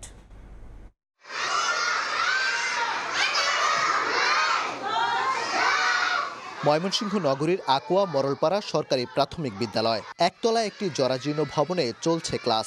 দেয়াল ও ছাদের বিভিন্ন স্থান থেকে খসে পড়ছে পলেস্তারা। প্রতিষ্ঠানটির একটি নতুন দোতলা ভবনের প্রায় 6 বছর আগে নির্মাণ শুরু হলেও তা স্থবির হয়ে আছে। শ্রেণীকক্ষ সংকটে বর্তমানে একটি বেঞ্চে বসতে হচ্ছে 4 থেকে 5 জন শিক্ষার্থীকে। এতে ব্যাহত হচ্ছে পাঠদান কার্যক্রম। আমাদের বেঞ্চে 4-5 জন করে বসতে হয়, আমাদের লিখতে সমস্যা হয়। বৃষ্টি পরে ছাদ থেকে পানি পড়ে ছাদ ভেঙে আস্তরগুলা পড়ে যায়। আমাদের অফিস নাই, প্রত্যেক বছর 2-3টা ফ্যান বৃষ্টির সময় নষ্ট হয়ে যায়। ওই যে উপরে ছাদ থেকে পানি পড়ে। 2017-18 অর্থ বছরে বিদ্যালয়টির নতুন ভবন নির্মাণের টেন্ডার হয়। কাজ পান স্থানীয় মেসার্স অয়ন এন্টারপ্রাইজ। 2018 সালের 14 নভেম্বর দেয়া কার্যাদেশ অনুযায়ী কাজ শেষ হওয়ার কথা ছিল 2021 সালের 3 জুলাই। অভিযোগ উঠেছে, প্রকল্পের 80% কম কাজ হলেও 90% বিল তুলে নিয়ে 2020 সালের শুরুতে কাজ বন্ধ করে দেয় ঠিকাদারি প্রতিষ্ঠান। রাতে নির্মাণাধীন ভবনে বসে মাদকসেবীদের আড্ডা। সন্ধ্যা হলে এই ভবনটার মতলে অনেক বিভিন্ন জায়গার ফুলান টুলান আইয়া নিশা করে। ভবনটা থাকলে আমার শিশুরা সুন্দরভাবে বসতে পারতো এবং পড়াশোনার গতিটা সেই গতিটা থাকতো এবং মা বাবাও সক্রিয় হতো। এ বিষয়ে ক্যামেরার সামনে কথা বলতে রাজি হননি এলজিডির সংশ্লিষ্ট কর্মকর্তা। যোগাযোগ করেও পাওয়া যায়নি ঠিকাদারকে। তবে শিগগিরই কাজ শেষ করার আশ্বাস উপজেলা প্রশাসনের। যেহেতু সে পলাতক রয়েছে, সরকারি বিধিবিধান অমান্য করে তার উপর একটা জরিমানা আরোপ করা হয়েছে। এটা প্রকৌশল অধিদপ্তরের হেড অফিস থেকে এটা অনুমোদন পাওয়া হয়েছে। হয়েছে। জরিমানাটা যদি আরোপ হয়, আরোপ হওয়ার পর প্রশাসনিক অনুমোদন পেলে তখন এটাকে নতুনভাবে কাজটা শুরু করা যাবে। এলজিইডির তথ্য মতে আকোয়া মরলপাড়া সরকারি প্রাথমিক বিদ্যালয়ের নতুন ভবন নির্মাণে ব্যয় ধরা হয়েছে ৭৯,১,২৪৫ টাকা। শিক্ষক, শিক্ষার্থী ও অভিভাবকদের চাওয়া শিক্ষার সুষ্ঠু পরিবেশ ফিরিয়ে আনতে এ ব্যাপারে যেন নজর দেয় কর্তৃপক্ষ। ওবায়দুল হক, সময় সংবাদ, ময়মনসিংহ। নষ্ট হচ্ছে ধান কাটার সময় এমন বিপর্যয়ে দিশেহারা কৃষক। বারবার কীটনাশক প্রয়োগ করেও কোনো সমাধান মেলেনি বলে জানান চাষিরা। তবে কৃষি বিভাগ বলছে পোকার আক্রমণ দমনে কাজ করছে তারা। জাহাঙ্গীর আলমের তথ্য ও আবুল কালাম আজাদের ছবি নিয়ে রিপোর্ট। বিস্তীর্ণ এলাকায় আবাদ করা হয়েছে বোরো ধান। বেশিরভাগ মাঠে শুরু হয়েছে ধান পাকা। জামালপুরে এবছর বোরো ধানের ভালো ফলন হয়েছে, তবে পোকার আক্রমণে ক্ষতিগ্রস্ত হচ্ছে সোনালী ফসল। কৃষক বলছেন, দূর থেকে দেখলে পাকা ধান মনে হলেও শীর্ষক গাছ সম্পূর্ণ সোনালী বর্ণ ধারণ করেছে। এমনকি আক্রান্ত গাছে ধানের চিটা তৈরি হয়েছে। বারবার কীটনাশক প্রয়োগ করেও মেলেনি কোনো সমাধান।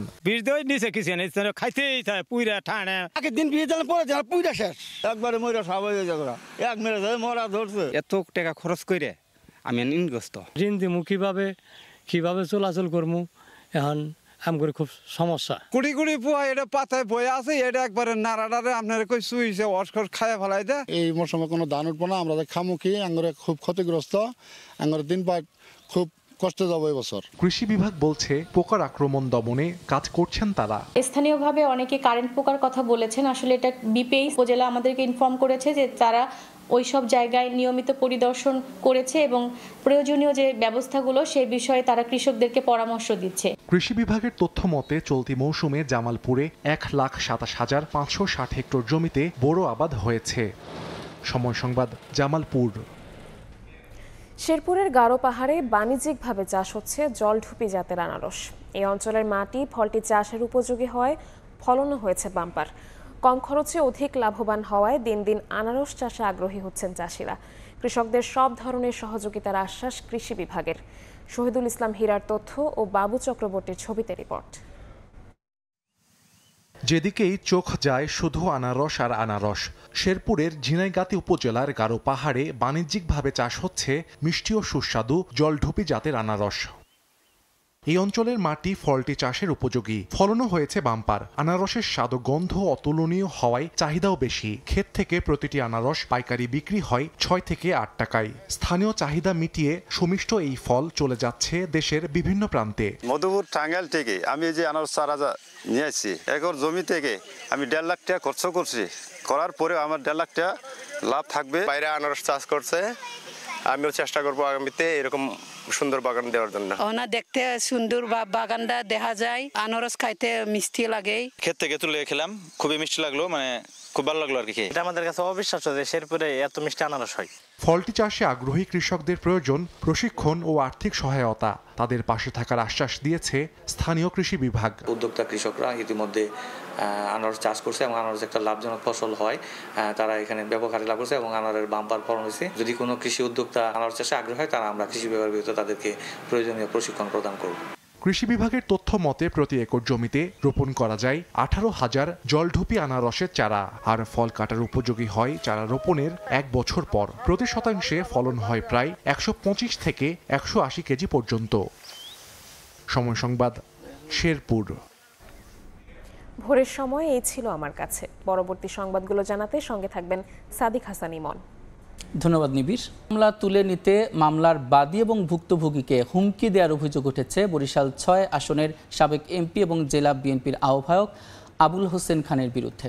শনিবার দুপুরে বরিশাল রিপোর্টার্স ইউনিটিতে সংবাদ সম্মেলনে ভুক্তভোগী নারী অভিযোগ করেন, বাকেরগঞ্জ পৌর ছাত্রদলের আহ্বায়ক মোহাম্মদ রুহুল আমিন তাকে বিয়ের প্রলোভনে একাধিকবার ধর্ষণ করে।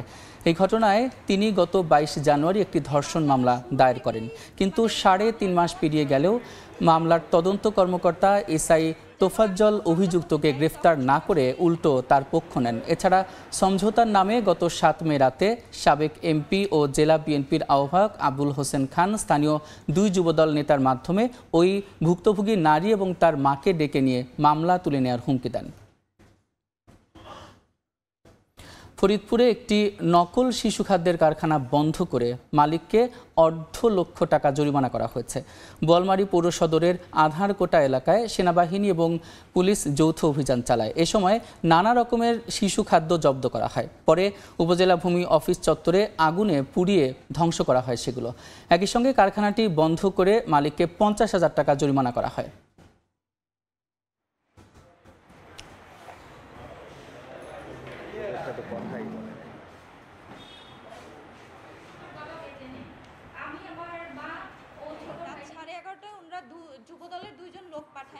ব্যবস্থাপনা ও আধুনিকায়নের অভাবে হবিগঞ্জ পৌর সাধারণ পাঠাগারে পাঠক কমেছে।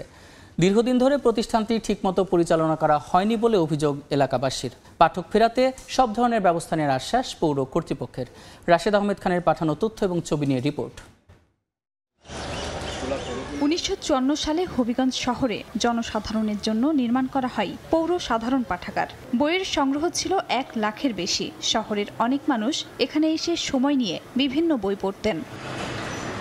তবে সময় পরিবর্তনের সঙ্গে সঙ্গে পাঠাগারটিতে মানুষের আনাগোনা কমেছে। এলাকাবাসী বলছেন, দীর্ঘদিন ধরে প্রতিষ্ঠানটি ঠিকমতো পরিচালনা করা হয়নি। নানা অব্যবস্থাপনার পাশাপাশি করা হয়নি আধুনিকায়ন। এ কারণে পাঠকরা মুখ ফিরিয়ে নিয়েছেন। 12 বছর আগেও পাঠাগারটা যেভাবে অনেক জমজমাট ছিল, এখনকার তুলনায় তেমন একটা জমজমাট নাই। পাঠক নাই বলতে চলে। আসলে এটার অবস্থাপনা এবং যারা দায়িত্বে আছেন তাদের অবহেলা। চেয়ার টেবিলের অবস্থা খুবই খারাপ, ভাঙা চোরা, যেমন বসলে ভেঙে যায় এই অবস্থা। পরিবেশটা খুবই স্বাভাবিক নয়, নোংরা থাকার কারণে অনেকটাই পড়তে আসে না। প্রতিষ্ঠানটির লাইব্রেরিয়ান বলছেন, মোবাইলের প্রতি আসক্তির কারণেই মানুষ কম আসছেন। আর পাঠক ফেরাতে সব ধরনের ব্যবস্থা নেওয়ার আশ্বাস পৌর কর্তৃপক্ষের। মানুষের মোবাইল ফোনের প্রতি আকর্ষণ বাড়াতে পাঠকের সংখ্যা কমে যাচ্ছে। আমাদের কর্তৃপক্ষ চাচ্ছে যে পাঠাগারটা আরো অনেক সমৃদ্ধশালী করা হোক। এটি যাতে যথাযথভাবে কার্যকরী আরো করা যায়, পৌরসভার পক্ষ থেকে আমাদের যতটুকু করণীয় সহযোগিতা করার সেটা করা হবে। হবিগঞ্জ পৌর সাধারণ পাঠাগারে বর্তমানে জরাজীর্ণ 32টি চেয়ার, 4টি টেবিল এবং 32টি আলমিরা রয়েছে। সময় সংবাদ, হবিগঞ্জ। দাবিতে মানববন্ধন করেছে বাউফল, দশমিনা, গলাচিপা, দুমকিবাসী। শনিবার দুপুরে জাতীয় প্রেস ক্লাবের সামনে আয়োজিত মানববন্ধনে পিরোজপুরের বগা সেতুটি বাস্তবায়নের গুরুত্ব তুলে ধরা হয়। এ সময় বগা সেতু বাস্তবায়ন কমিটির আহ্বায়ক অ্যাডভোকেট মুজাহিদুল ইসলাম শাহিন বলেন, 2016 সালের চায়নার উচ্চ প্রতিনিধি দল বগা সেতুর স্থান পরিদর্শন এবং সার্ভে শেষ করে। এরপর নবম চায়না বাংলাদেশ মৈত্র সেতু নামে প্রাথমিক চুক্তি সম্পন্ন হয়। কিন্তু এত বছরে সেতুটি এখনও আলোর মুখ দেখেনি। এতে এই অঞ্চলের শিল্প এবং উন্নয়ন সম্ভাবনা থেকে এলাকার মানুষ বঞ্চিত হচ্ছে। তাই নদীর 2 পাড়ের জনপদের মানুষ দীর্ঘদিনের আকাঙ্ক্ষা অবিলম্বে বাস্তবায়নের জোর দাবি জানান মানববন্ধন থেকে।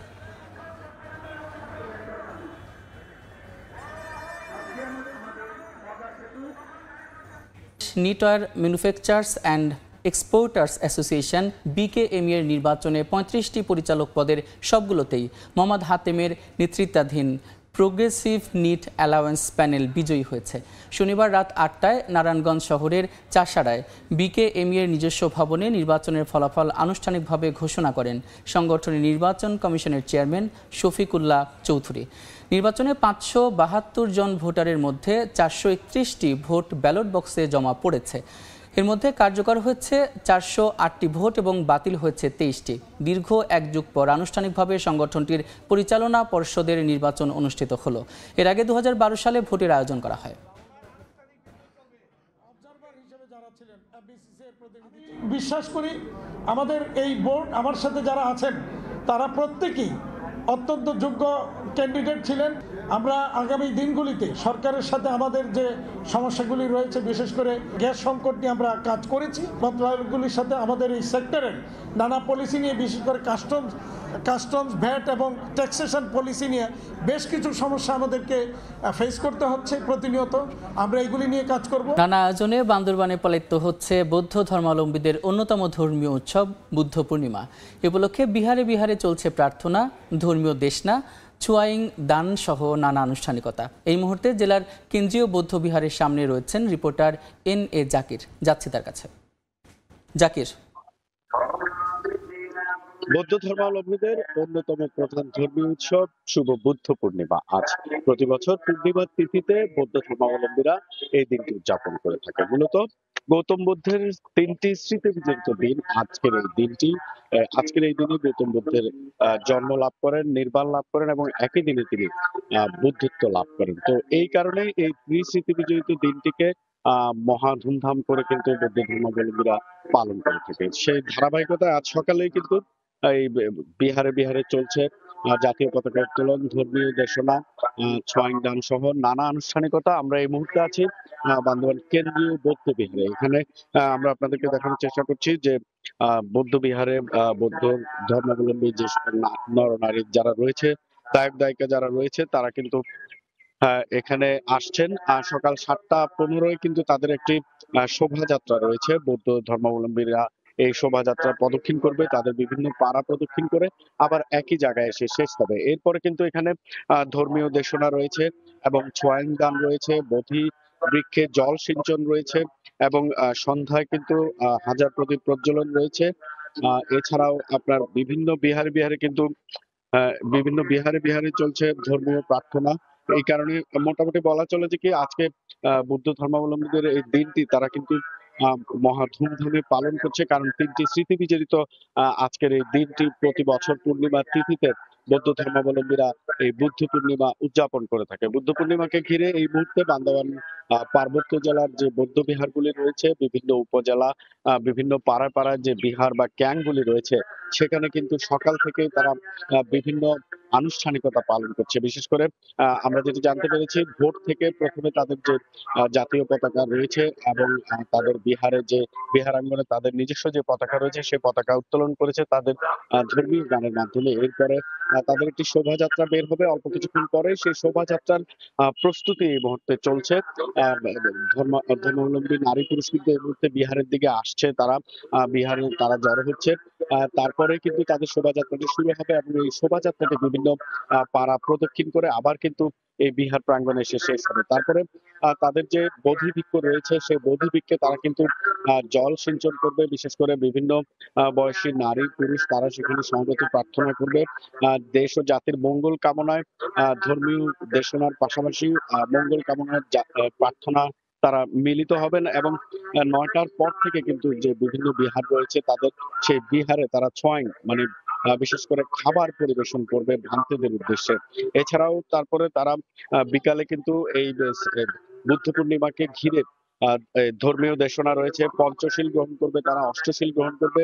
সকালেও যেমন রয়েছে, বিকালেও কিন্তু এই পঞ্চশীল অষ্টশীল গ্রহণ রয়েছে। এছাড়াও সন্ধ্যায় তাদের যে হাজার প্রদীপ প্রজ্বলন, তারা বুদ্ধকে স্মরণ করে প্রতিটি বিহারে প্রতিটি ক্যাম্পে কিন্তু প্রদীপ প্রজ্বলন করবে। এক কথায় বলা চলে দিনব্যাপী নানা আনুষ্ঠানিকতার মধ্য দিয়ে গৌতম বুদ্ধের জন্মদিন এবং আজকের এই দিনে বুদ্ধত্ব লাভ এবং নির্বাণ লাভ একই সাথে 3টি স্মৃতি বিজড়িত এই দিনটিকে বৌদ্ধ ধর্মাবলম্বীরা মহা সাড়ম্বরে কিন্তু উদযাপন করছে। তো এই ছিল আমার কাছে বান্দরবান বৌদ্ধ বিহার থেকে সবশেষ খবর। বৌদ্ধ ধর্মাবলম্বীদের অন্যতম ধর্মীয় উৎসব বুদ্ধ পূর্ণিমা উদযাপনের খবর জানাতে বান্দরবানের কেন্দ্রীয় উদযাপন কেন্দ্র থেকে সরাসরি যুক্ত ছিলেন সহকর্মী এনে জাকির। এবার দেশের বাইরের খবর।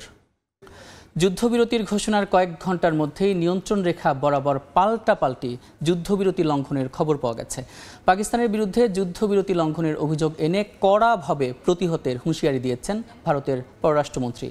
অন্যদিকে ভারতের বিরুদ্ধেও যুদ্ধবিরতি লঙ্ঘনের অভিযোগ এনেছে পাকিস্তান। তবে ইসলামাবাদ দায়িত্বশীলতা এবং সংযমের সঙ্গে পরিস্থিতি সামাল দিচ্ছে বলে জানায় পাকিস্তানের পররাষ্ট্র মন্ত্রণালয়।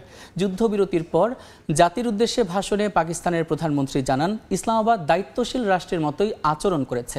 রোববার পাকিস্তান জুড়ে পালিত হবে সেনাবাহিনীদের সফলতার জন্য জাতীয় কৃতজ্ঞতা দিবস।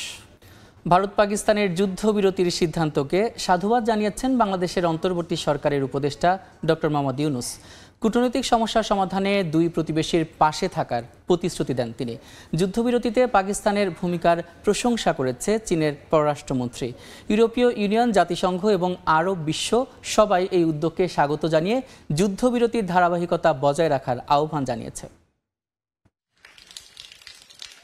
ভারত ও পাকিস্তানের মধ্যে যুদ্ধবিরতির ঘোষণা ঘিরে দুই দেশ ছাড়াও বিশ্বের বিভিন্ন দেশে স্বস্তি ফিরেছে। বাংলাদেশের অন্তর্বর্তী সরকার প্রধান ডক্টর মোহাম্মদ ইউনূস সামাজিক যোগাযোগ মাধ্যমে এক বিবৃতিতে যুদ্ধবিরতিতে সম্মত হওয়ার জন্য ভারতের প্রধানমন্ত্রী নরেন্দ্র মোদী ও পাকিস্তানের প্রধানমন্ত্রী শাহবাজ শরীফকে ধন্যবাদ জানান। বিবৃতিতে আরও বলা হয়, বাংলাদেশ সবসময় প্রতিবেশীদের মধ্যে শান্তিপূর্ণ আলোচনা ও কূটনৈতিক পথে সমাধানের পক্ষে ছিল এবং থাকবে। যুদ্ধবিরতিতে পাকিস্তানের ভূমিকার প্রশংসা করেছে চীন। পাকিস্তানের পররাষ্ট্রমন্ত্রী ইসহাক দারের সঙ্গে ফোন আলাপে চীনের পররাষ্ট্রমন্ত্রী ওয়াং ই জানান, বেইজিং সবসময় পাকিস্তানের সার্বভৌমত্ব, আঞ্চলিক অখণ্ডতা ও জাতীয় স্বাধীনতার পক্ষে আছে। জাতিসংঘ মহাসচিব আন্তোনিও গুতেরেস যুদ্ধবিরতিকে ইতিবাচক পদক্ষেপ হিসেবে আখ্যা দিয়েছেন। এই চুক্তি দীর্ঘস্থায়ী শান্তির পথে নিয়ে যাবে বলে আশা প্রকাশ করেন তিনি। যুক্তরাজ্যের প্রধানমন্ত্রী কিয়ার স্টারমার জানান, গত কয়েকদিন ধরে যুক্তরাজ্য দুই পক্ষের সঙ্গে আলোচনা চালিয়ে গেছে। বর্তমানে এই যুদ্ধবিরতিকে টেকসই ও স্থায়ী রূপ দেওয়া প্রয়োজন বলে মন্তব্য করেন তিনি। ইউরোপীয় ইউনিয়নের পররাষ্ট্র প্রধান কাজা কালাসও সতর্ক করে বলেছেন, যুদ্ধবিরতি রক্ষা করতে হবে কঠোরভাবে। জার্মানি এই যুদ্ধবিরতিকে উন্নতির প্রথম ধাপ হিসেবে আখ্যা দিয়ে বলছে, সংলাপই এখন মূল চাবিকাঠি। সৌদি আরব এবং সংযুক্ত আরব আমিরাতও দুই দেশের মধ্যে সংযম ও প্রজ্ঞার প্রশংসা করেছে। মালিহা সুহরাওয়ার্দী, সময় সংবাদ। ভারত পাকিস্তানের মধ্যে যুদ্ধবিরতির সিদ্ধান্ত আসে শনিবার বিকেলে। তবে দুই দেশের কোনো সরকার নয়, বরং প্রথমে সামাজিক যোগাযোগ মাধ্যমে এই ঘোষণা দেন মার্কিন প্রেসিডেন্ট ডোনাল্ড ট্রাম্প। কেন তিনি সবার আগে এমন ঘোষণা দিলেন তা ঘিরে উঠেছে নানা প্রশ্ন। সামাজিক যোগাযোগ মাধ্যমের পোস্টে এতে তিনি জানান, ভারত ও পাকিস্তান অবিলম্বে যুদ্ধবিরতিতে সম্মত হয়েছে। এই সিদ্ধান্তে পৌঁছানোর জন্য তাদের অভিনন্দন। আল জাজিরার প্রতিবেদন অনুযায়ী ট্রাম্পের সামাজিক যোগাযোগ মাধ্যমে আগে কিছু বলে দেওয়ার বিষয়টি নতুন নয়, এটা তার রাজনৈতিক স্বভাব। তবে নয়াদিল্লি ও ইসলামাবাদের মতো পারমাণবিক শক্তিধর দুই দেশের গুরুত্বপূর্ণ সিদ্ধান্ত কেন যুক্তরাষ্ট্রের কাছ থেকে আগে আসবে তা নিয়ে রয়েছে প্রশ্ন। আল জাজিরাকে বিশ্লেষকরা জানান, বিষয়টি কেবল অভ্যাস নয়, যুক্তরাষ্ট্রই ছিল এই যুদ্ধবিরতির মূল মধ্যস্থতাকারী। কয়েক দফা পর্দার আড়ালে বৈঠক হয়েছে যুক্তরাষ্ট্রের কর্মকর্তাদের সঙ্গে ভারত ও পাকিস্তানের প্রতিনিধিদের। এরপর মার্কিন পররাষ্ট্রমন্ত্রী মার্কো রুবিও নিজেও এক পোস্টে জানান, দুই দেশ শুধু যুদ্ধবিরতিতেই নয়, বরং নিরপেক্ষ এক স্থানে আলোচনায় বসতেও সম্মত হয়েছে। এই ঘোষণার কিছুক্ষণ পরই আনুষ্ঠানিকভাবে দুই দেশের পক্ষ থেকে যুদ্ধবিরতির কথা জানানো হয়। ভারতের পররাষ্ট্র সচিব বিক্রম মিশ্রি ও পাকিস্তানের পররাষ্ট্রমন্ত্রী ইসহাক দার যুদ্ধবিরতির ঘোষণা দেন। যুক্তরাজ্য, সৌদি আরব ও চীনের পক্ষ থেকেও নেপথ্যে কূটনৈতিক তৎপরতা চালানো হয় বলে জানা গেছে। তবে বিশ্লেষকদের মতে ট্রাম্প ও রুবিওর একযোগে ঘোষণা ইঙ্গিত দেয়, এই শান্তি প্রতিষ্ঠায় যুক্তরাষ্ট্রই রেখেছে মূল নেতৃত্ব। মালিহা সুহরাওয়ার্দী, সময় সংবাদ। ইউক্রেনে চলমান যুদ্ধ বন্ধে এবার রাশিয়াকে সরাসরি আলটিমেটাম দিলেন ইউরোপীয় নেতারা। কিয়েভে এক যৌথ সফরে এসে যুক্তরাজ্য, ফ্রান্স, জার্মানি এবং পোল্যান্ডের নেতারা মস্কোকে সোমবার পর্যন্ত সময় বেঁধে দিয়েছে। এর মধ্যে ভ্লাদিমির পুতিন নির্দ্বিধায় যুদ্ধবিরতিতে রাজি না হলে কঠিন নিষেধাজ্ঞা আরোপের হুঁশিয়ারি দিয়েছে এই নেতারা। ইউরোপীয় দেশগুলোর বিরুদ্ধে পরস্পর বিরোধী এবং উস্কানিমূলক বক্তব্য দেওয়ার অভিযোগ তুলেছে ক্রেমলিন। প্রথমবারের মতো ইউক্রেনে একসঙ্গে পা রাখেন ইউরোপের 4 প্রধান দেশের শীর্ষ নেতা। যুক্তরাজ্য, ফ্রান্স, জার্মানি ও পোল্যান্ডের নেতারা কিয়েভে দাঁড়িয়ে রুশ প্রেসিডেন্ট ভ্লাদিমির পুতিনকে স্পষ্ট ভাষায় জানিয়ে দেন, সোমবারের মধ্যে যুদ্ধ থামাতে হবে, না হলে আসছে অস্ত্র ও নিষেধাজ্ঞার ঝড়। এ সময় ইউক্রেনের প্রেসিডেন্ট ভলোদিমির জেলেনস্কির সঙ্গে নেতারা একসঙ্গে ফোন করেন মার্কিন প্রেসিডেন্ট ডোনাল্ড ট্রাম্পকে। ফোনালাপের পর সম্মেলনে জেলেনস্কি জানান, এই যুদ্ধবিরতি আকাশ, সমুদ্র, স্থল সবকিছুর জন্যই প্রযোজ্য। রাশিয়া যদি না মানে তাহলে ব্যাংক ও জ্বালানি খাতে আরও নিষেধাজ্ঞা আসবে বলে হুঁশিয়ারি দেন তিনি। এদিকে ইউরোপীয় কমিশনের প্রেসিডেন্ট উর্সুলা ফন ডার লেয়েনও স্পষ্ট করে জানিয়ে দেন, মস্কো যদি সুযোগ হাতছাড়া করে তবে ইউরোপ কঠিন অর্থনৈতিক নিষেধাজ্ঞা দিতে প্রস্তুত রয়েছে। জার্মান চ্যান্সেলর ফ্রিডরিশ মের্টস সতর্ক করে বলেন, যদি পুতিন রাজি না হন তাহলে ইউক্রেনে রাজনৈতিক, অর্থনৈতিক এবং সামরিকভাবে পশ্চিমা সহায়তা শুধু চলবেই না, বরং আরও বাড়বে। যুদ্ধ যুদ্ধবিরতি কার্যকর হলে কিয়েভ মস্কোর সরাসরি আলোচনার আহ্বান জানান ফরাসি প্রেসিডেন্ট ইমানুয়েল ম্যাক্রো। বিশ্বের শান্তির পথে একমাত্র বাধা হয়ে দাঁড়িয়ে আছে রাশিয়া বলে অভিযোগ করেন ব্রিটিশ প্রধানমন্ত্রী কিয়ার স্টারমার। তবে রাশিয়ার প্রতিক্রিয়া যেন পাল্টা যুদ্ধ ঘোষণার মতোই। ক্রেমলিন মুখপাত্র দিমিত্রি পেসকভ জানান তারা যুদ্ধবিরতির পক্ষে, তবে কিছু শর্তে। ইউক্রেনে অস্ত্র সরবরাহ চলতে থাকলে কিয়েভের জন্য সেটা একতরফা সুবিধা হয়ে দাঁড়াবে বলে উদ্বেগ প্রকাশ করেন তিনি। এদিকে উত্তর কোরিয়ার সর্বোচ্চ নেতা কিম জং উনও মস্কোর পক্ষে মুখ খুলেছেন। বলেন রাশিয়ার পাশে দাঁড়ানো ভ্রাতৃত্বের দায়িত্ব বলে মন্তব্য করেন তিনি। এ সময় তিনি আরও জানান যদি যুক্তরাষ্ট্র উস্কানি বন্ধ না করে তবে প্রয়োজনে সেনা মোতায়েনও দ্বিধা করবে না পিয়ংইয়ং। মালিহা সৌরওয়ার্দী, সময় সংবাদ। যুক্তরাষ্ট্র চীন বাণিজ্য যুদ্ধের মধ্যেই সুইজারল্যান্ডের জেনেভায় অনুষ্ঠিত হয় দুটি দেশের মধ্যে উচ্চ পর্যায়ের বাণিজ্য বৈঠক, যেখানে দুই পক্ষ মুখোমুখি আসে। এতদিনের কূটনৈতিক টানাপোড়েনের পর আচমকা এই বৈঠকের ঘোষণায় উঠেছে নানা প্রশ্ন। বিবিসির এক বিশ্লেষণধর্মী প্রতিবেদন বলছে ক্ষমতার লড়াইয়ে দুই দেশের বাণিজ্যই ক্ষয়ক্ষতির সম্মুখীন হচ্ছে। এ অবস্থায় অর্থনীতিকে রক্ষা করতে চুক্তির দিকে এগোনোই বেশি যৌক্তিক বলে মনে করছেন বিশ্লেষকরা। হোয়াইট হাউসের মসনদে বসার সঙ্গে সঙ্গে বিভিন্ন দেশের উপর শুল্ক আরোপ করে নিজেদের অর্থনৈতিকভাবে পরাক্রমশালী করে তোলার প্রয়াস শুরু হয় প্রেসিডেন্ট ডোনাল্ড ট্রাম্পের।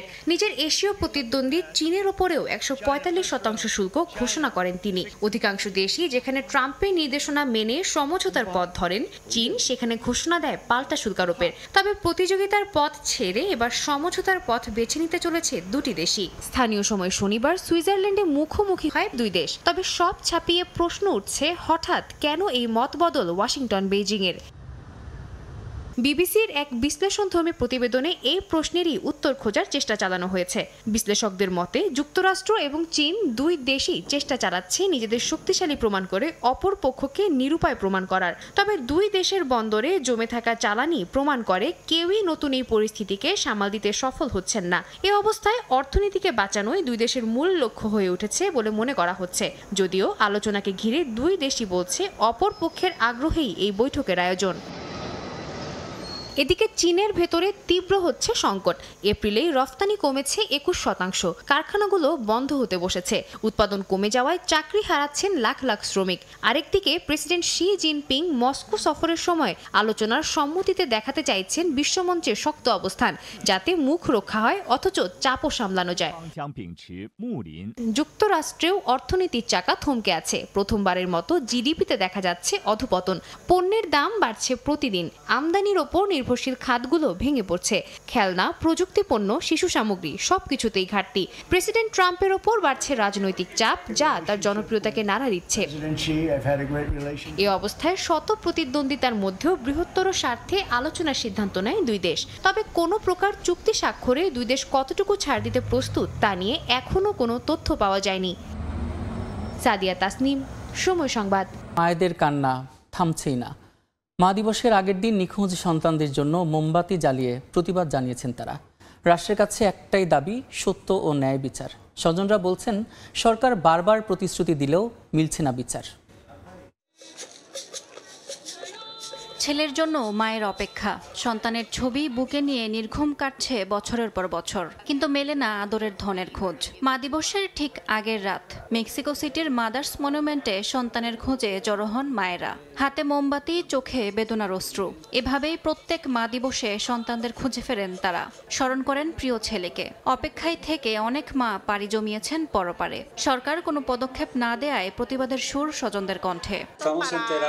আমার মা শেষ দিন পর্যন্ত ভাইকে খুঁজেছেন। এখন আমি চাই তার সেই লড়াই বৃথা না যাক। ভুক্তভোগীদের অনুসন্ধানে জালিস্কো রাজ্যের এক খামারে সম্প্রতি খুঁজে পাওয়া গেছে শত শত জামা কাপড় আর হার। তবে এ নিয়ে তদন্ত করতে আগ্রহ দেখায়নি দেশটির আইনশৃঙ্খলা বাহিনী। তবে কর্তৃপক্ষ জানায় মাদক কারবার আর সন্ত্রাসীদের ঘাঁটি হতে পারে স্থানটি। মেক্সিকোতে দশকের পর দশক ধরে চলছে ভয়াবহ এই সংকট। নিখোঁজ হচ্ছে লাখ লাখ মানুষ, তালিকায় সবচেয়ে বেশি তরুণরা। সরকারি হিসেবে এখন পর্যন্ত মেক্সিকোতে নিখোঁজের সংখ্যা এখন 1,27,000-এর বেশি। এজন্য রাষ্ট্রের উদাসীনতাকে দুষছেন দেশটির বাসিন্দারা। ইয়াসমিন অনন্যা, সময় সংবাদ। ড্রাগন মার্ট শপিং মলের প্রায় 4000 প্রবাসী ব্যবসায়ী বাংলাদেশি কর্মীর অভাবে ব্যবসা প্রতিষ্ঠান পরিচালনা করতে গিয়ে হিমশিম খাচ্ছেন। কবে নাগাদ বাংলাদেশিদের জন্য কর্মী ভিসা খুলবে সে অপেক্ষায় প্রহর গুনছেন তারা। এভাবে বাংলাদেশি কর্মীর ভিসা অচল অবস্থা চলতে থাকলে আগামীতে ব্যবসায়িক লোকসানে পড়তে হবে বলে জানান তারা। শিবলি আল সাদিকের রিপোর্ট। দুবাইয়ের ইন্টারন্যাশনাল সিটি ড্রাগন মার্ট বাংলাদেশিদের জন্য অন্যতম ব্যবসায়িক হাব হিসেবে পরিচিত। চায়না শপিং মলে 4 থেকে 5,000 বাংলাদেশি ব্যবসায়ীর অধীনে কাজ করছেন 15,000-এর বেশি প্রবাসী বাংলাদেশি। আরও প্রায় 5,000-এর মতো মানুষের কর্মসংস্থান হতে পারে এই শপিং মল ঘিরে। তবে ভিসা জটিলতায় পড়েছেন ড্রাগন মার্টের বাংলাদেশি ব্যবসায়ীরা। সরকারের কাছে আবেদন করব, যারা আমাদের পররাষ্ট্রমন্ত্রী স্বরাষ্ট্রমন্ত্রী আছে এদেশের সাথে কোনোভাবে যোগাযোগ করে যদি আমাদের ভিসা জটিলতা যদি কাজে লাগায়, আমাদের যদি সমস্যার সমাধান করে, তাহলে আরো কমপক্ষে 5,000 লোক এই ড্রাগন মার্ট ইন্টারন্যাশনালিতে কর্মসংস্থানের সুযোগ পাবে। ব্যবসায়ীদের দাবি, দীর্ঘদিন ধরে ভিসা বন্ধ থাকায় কর্মী সংকটে শপিং মলে ব্যবসা পরিচালনায় হিমশিম খেতে হচ্ছে তাদের। অনেকে দোকান বরাদ্দ নেওয়ার পরও কর্মীর অভাবে তা পরিচালনা করতে পারছেন না।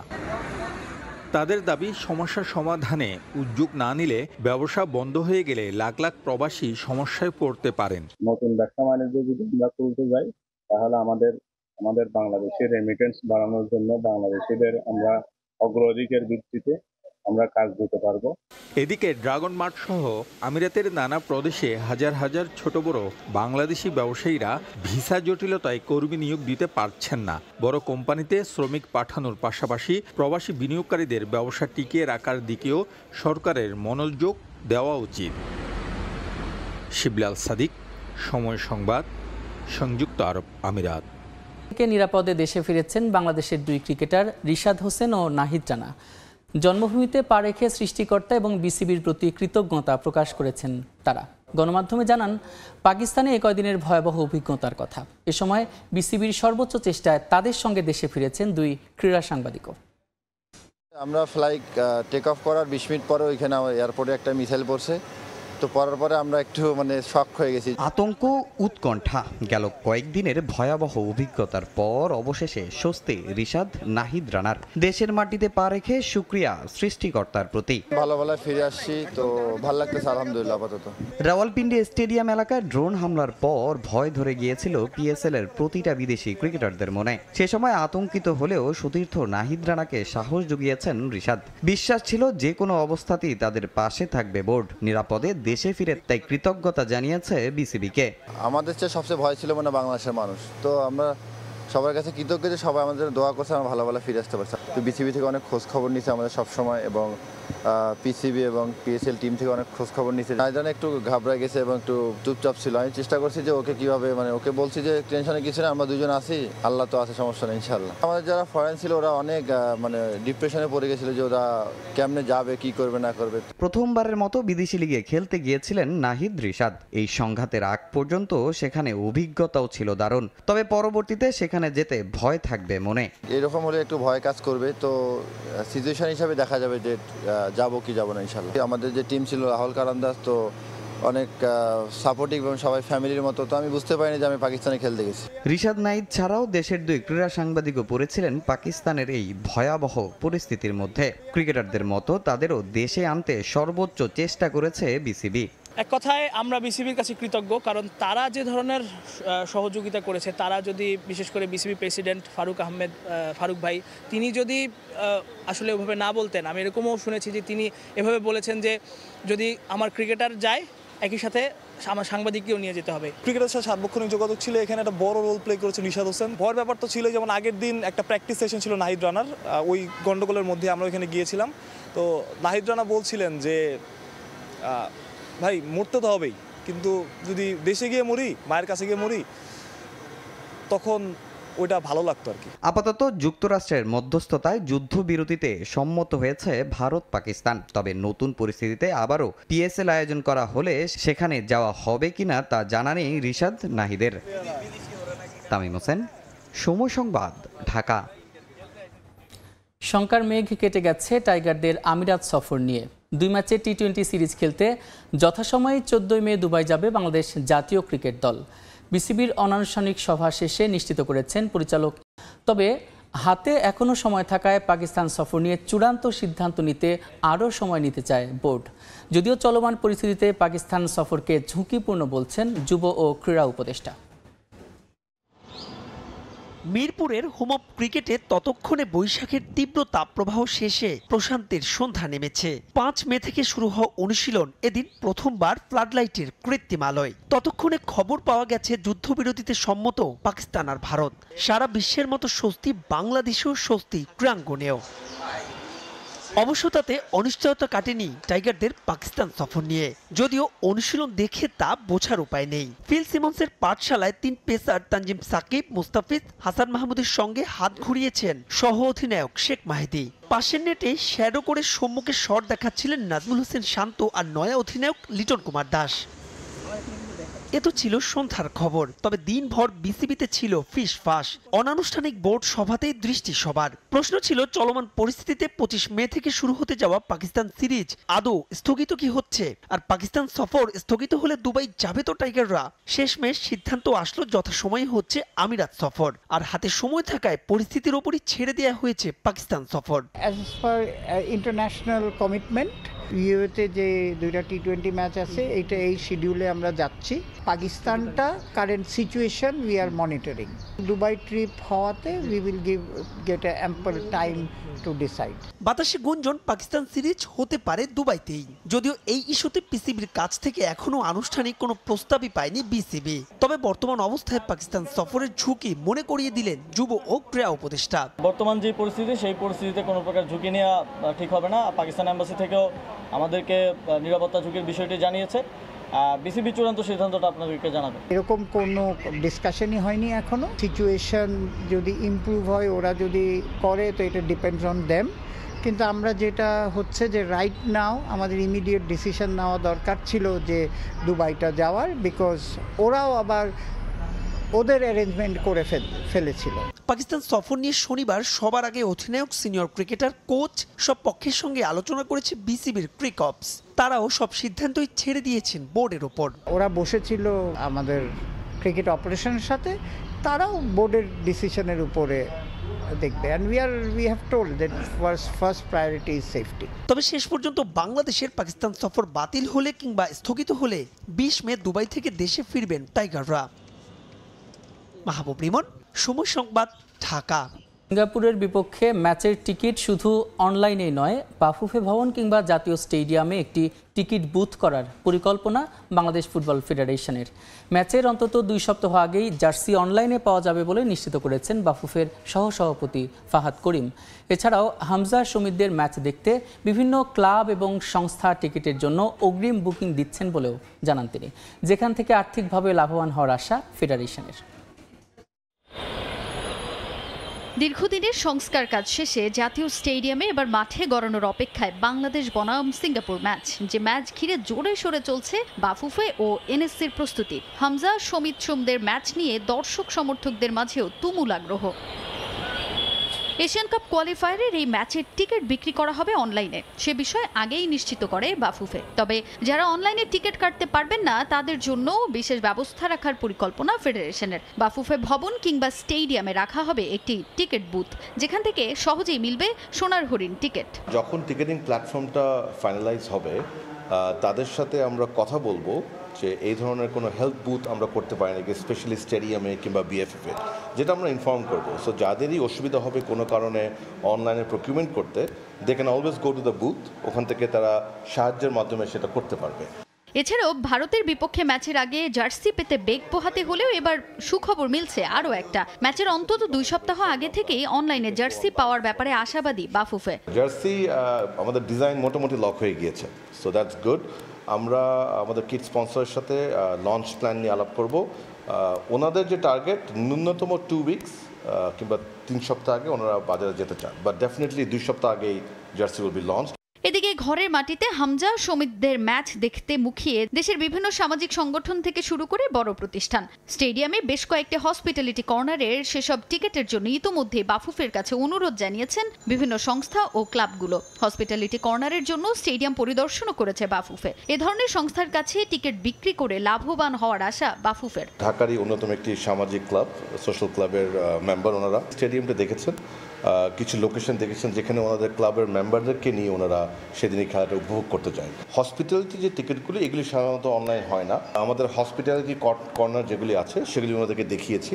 নাও they will come back to us. এবং আপনি জেনে খুশি হবেন এরকম কিন্তু আমরা মানে অনেকগুলো ক্লাব, সংস্থা, বাণিজ্যিক সংস্থা থেকে রেসপন্স পাচ্ছি। তারা বিভিন্ন কোয়ারি করছে যে তারা কিভাবে তাদের মেম্বারদের জন্য কিংবা তাদের স্টেক হোল্ডারদের জন্য কিছুটা অ্যারেঞ্জমেন্ট করে সেদিন খেলা দেখতে আসতে পারে। সিঙ্গাপুরের বিপক্ষে ম্যাচের আগে ভুটানের বিপক্ষে প্রীতি ম্যাচ খেলার যে খবর প্রকাশ হয়েছে গণমাধ্যমে, সে খবরকে ভিত্তিহীন বলে উড়িয়ে দিয়েছেন বাফুফের সহ সভাপতি ফাহাদ করিম। তাজিন খন্দকার, সময় সংবাদ, ঢাকা। সাফ অনূর্ধ্ব 19 চ্যাম্পিয়নশিপের সেমিফাইনালে ওঠার লড়াইয়ে ভুটানের বিপক্ষে মাঠে নামবে বাংলাদেশ। অরুণাচলের গোল্ডেন জুবলি স্টেডিয়ামে ম্যাচ শুরু বাংলাদেশ সময় বিকেল 4:30টায়। প্রথম ম্যাচে মালদ্বীপের বিপক্ষে 2 গোলে এগিয়ে থেকেও ড্র নিয়ে মাঠ ছাড়তে হয়েছিল গোলাম রাব্বানী ছোটনের শিষ্যদের। ভুটানের বিপক্ষে তাই সতর্ক বাংলাদেশ, হারলেই ছিটকে পড়বে টুর্নামেন্ট থেকে। ম্যাচের আগের দিন হালকা অনুশীলনের সঙ্গে রিকভারি সেশনও করেছে লাল সবুজ বাহিনী। নিজেদের সর্বোচ্চটা দিয়ে জয় নিয়ে মাঠ ছাড়তে চায় বাংলাদেশ দল। এদিকে টুর্নামেন্টে এটাই নিজেদের প্রথম ম্যাচ ভুটানের।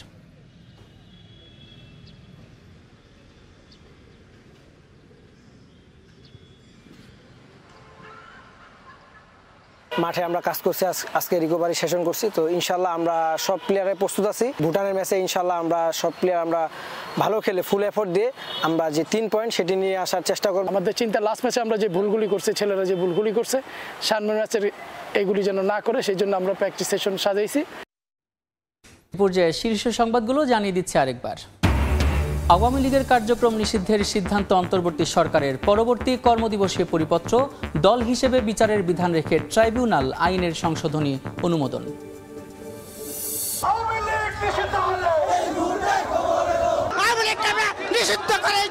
আওয়ামী লীগ নিষিদ্ধ হয়েছে, এর জন্য আমরা খুবই আনন্দিত। আওয়ামী লীগের কার্যক্রম নিষিদ্ধের ঘোষণায় সারা দেশে ছাত্র জনতার বাঁধ ভাঙা উল্লাস। আওয়ামী লীগের বিচারে সুনির্দিষ্ট রোডম্যাপ ঘোষণার দাবি হাসনাত আব্দুল্লাহর। 999-এ যুক্ত হয়েছে ট্রাফিক আপডেট। রাজধানীর কোনো রাস্তা বন্ধ হলে তথ্য জানা যাবে ফোন করেই। সড়কে আন্দোলনের কারণে জনভোগান্তি কমাতে ব্যবস্থা জানালো ডিএমপি। বজ্রপাতে বাড়ছে মৃত্যু হার। দেশে প্রতি বছর প্রাণ হারাচ্ছে অন্তত 300 জন। জলবায়ু পরিবর্তনই দায়ী মত বিশেষজ্ঞদের। হাওড়ে কৃষকদের জন্য আশ্রয় কেন্দ্র স্থাপনের পরামর্শ। এবং যুদ্ধবিরতি ঘোষণার কয়েক ঘন্টার মধ্যে পাকিস্তানের বিরুদ্ধে লঙ্ঘনের অভিযোগ ভারতের, কড়া জবাবের হুঁশিয়ারি। অস্বীকার করে পাল্টা অভিযোগ ইসলামাবাদের।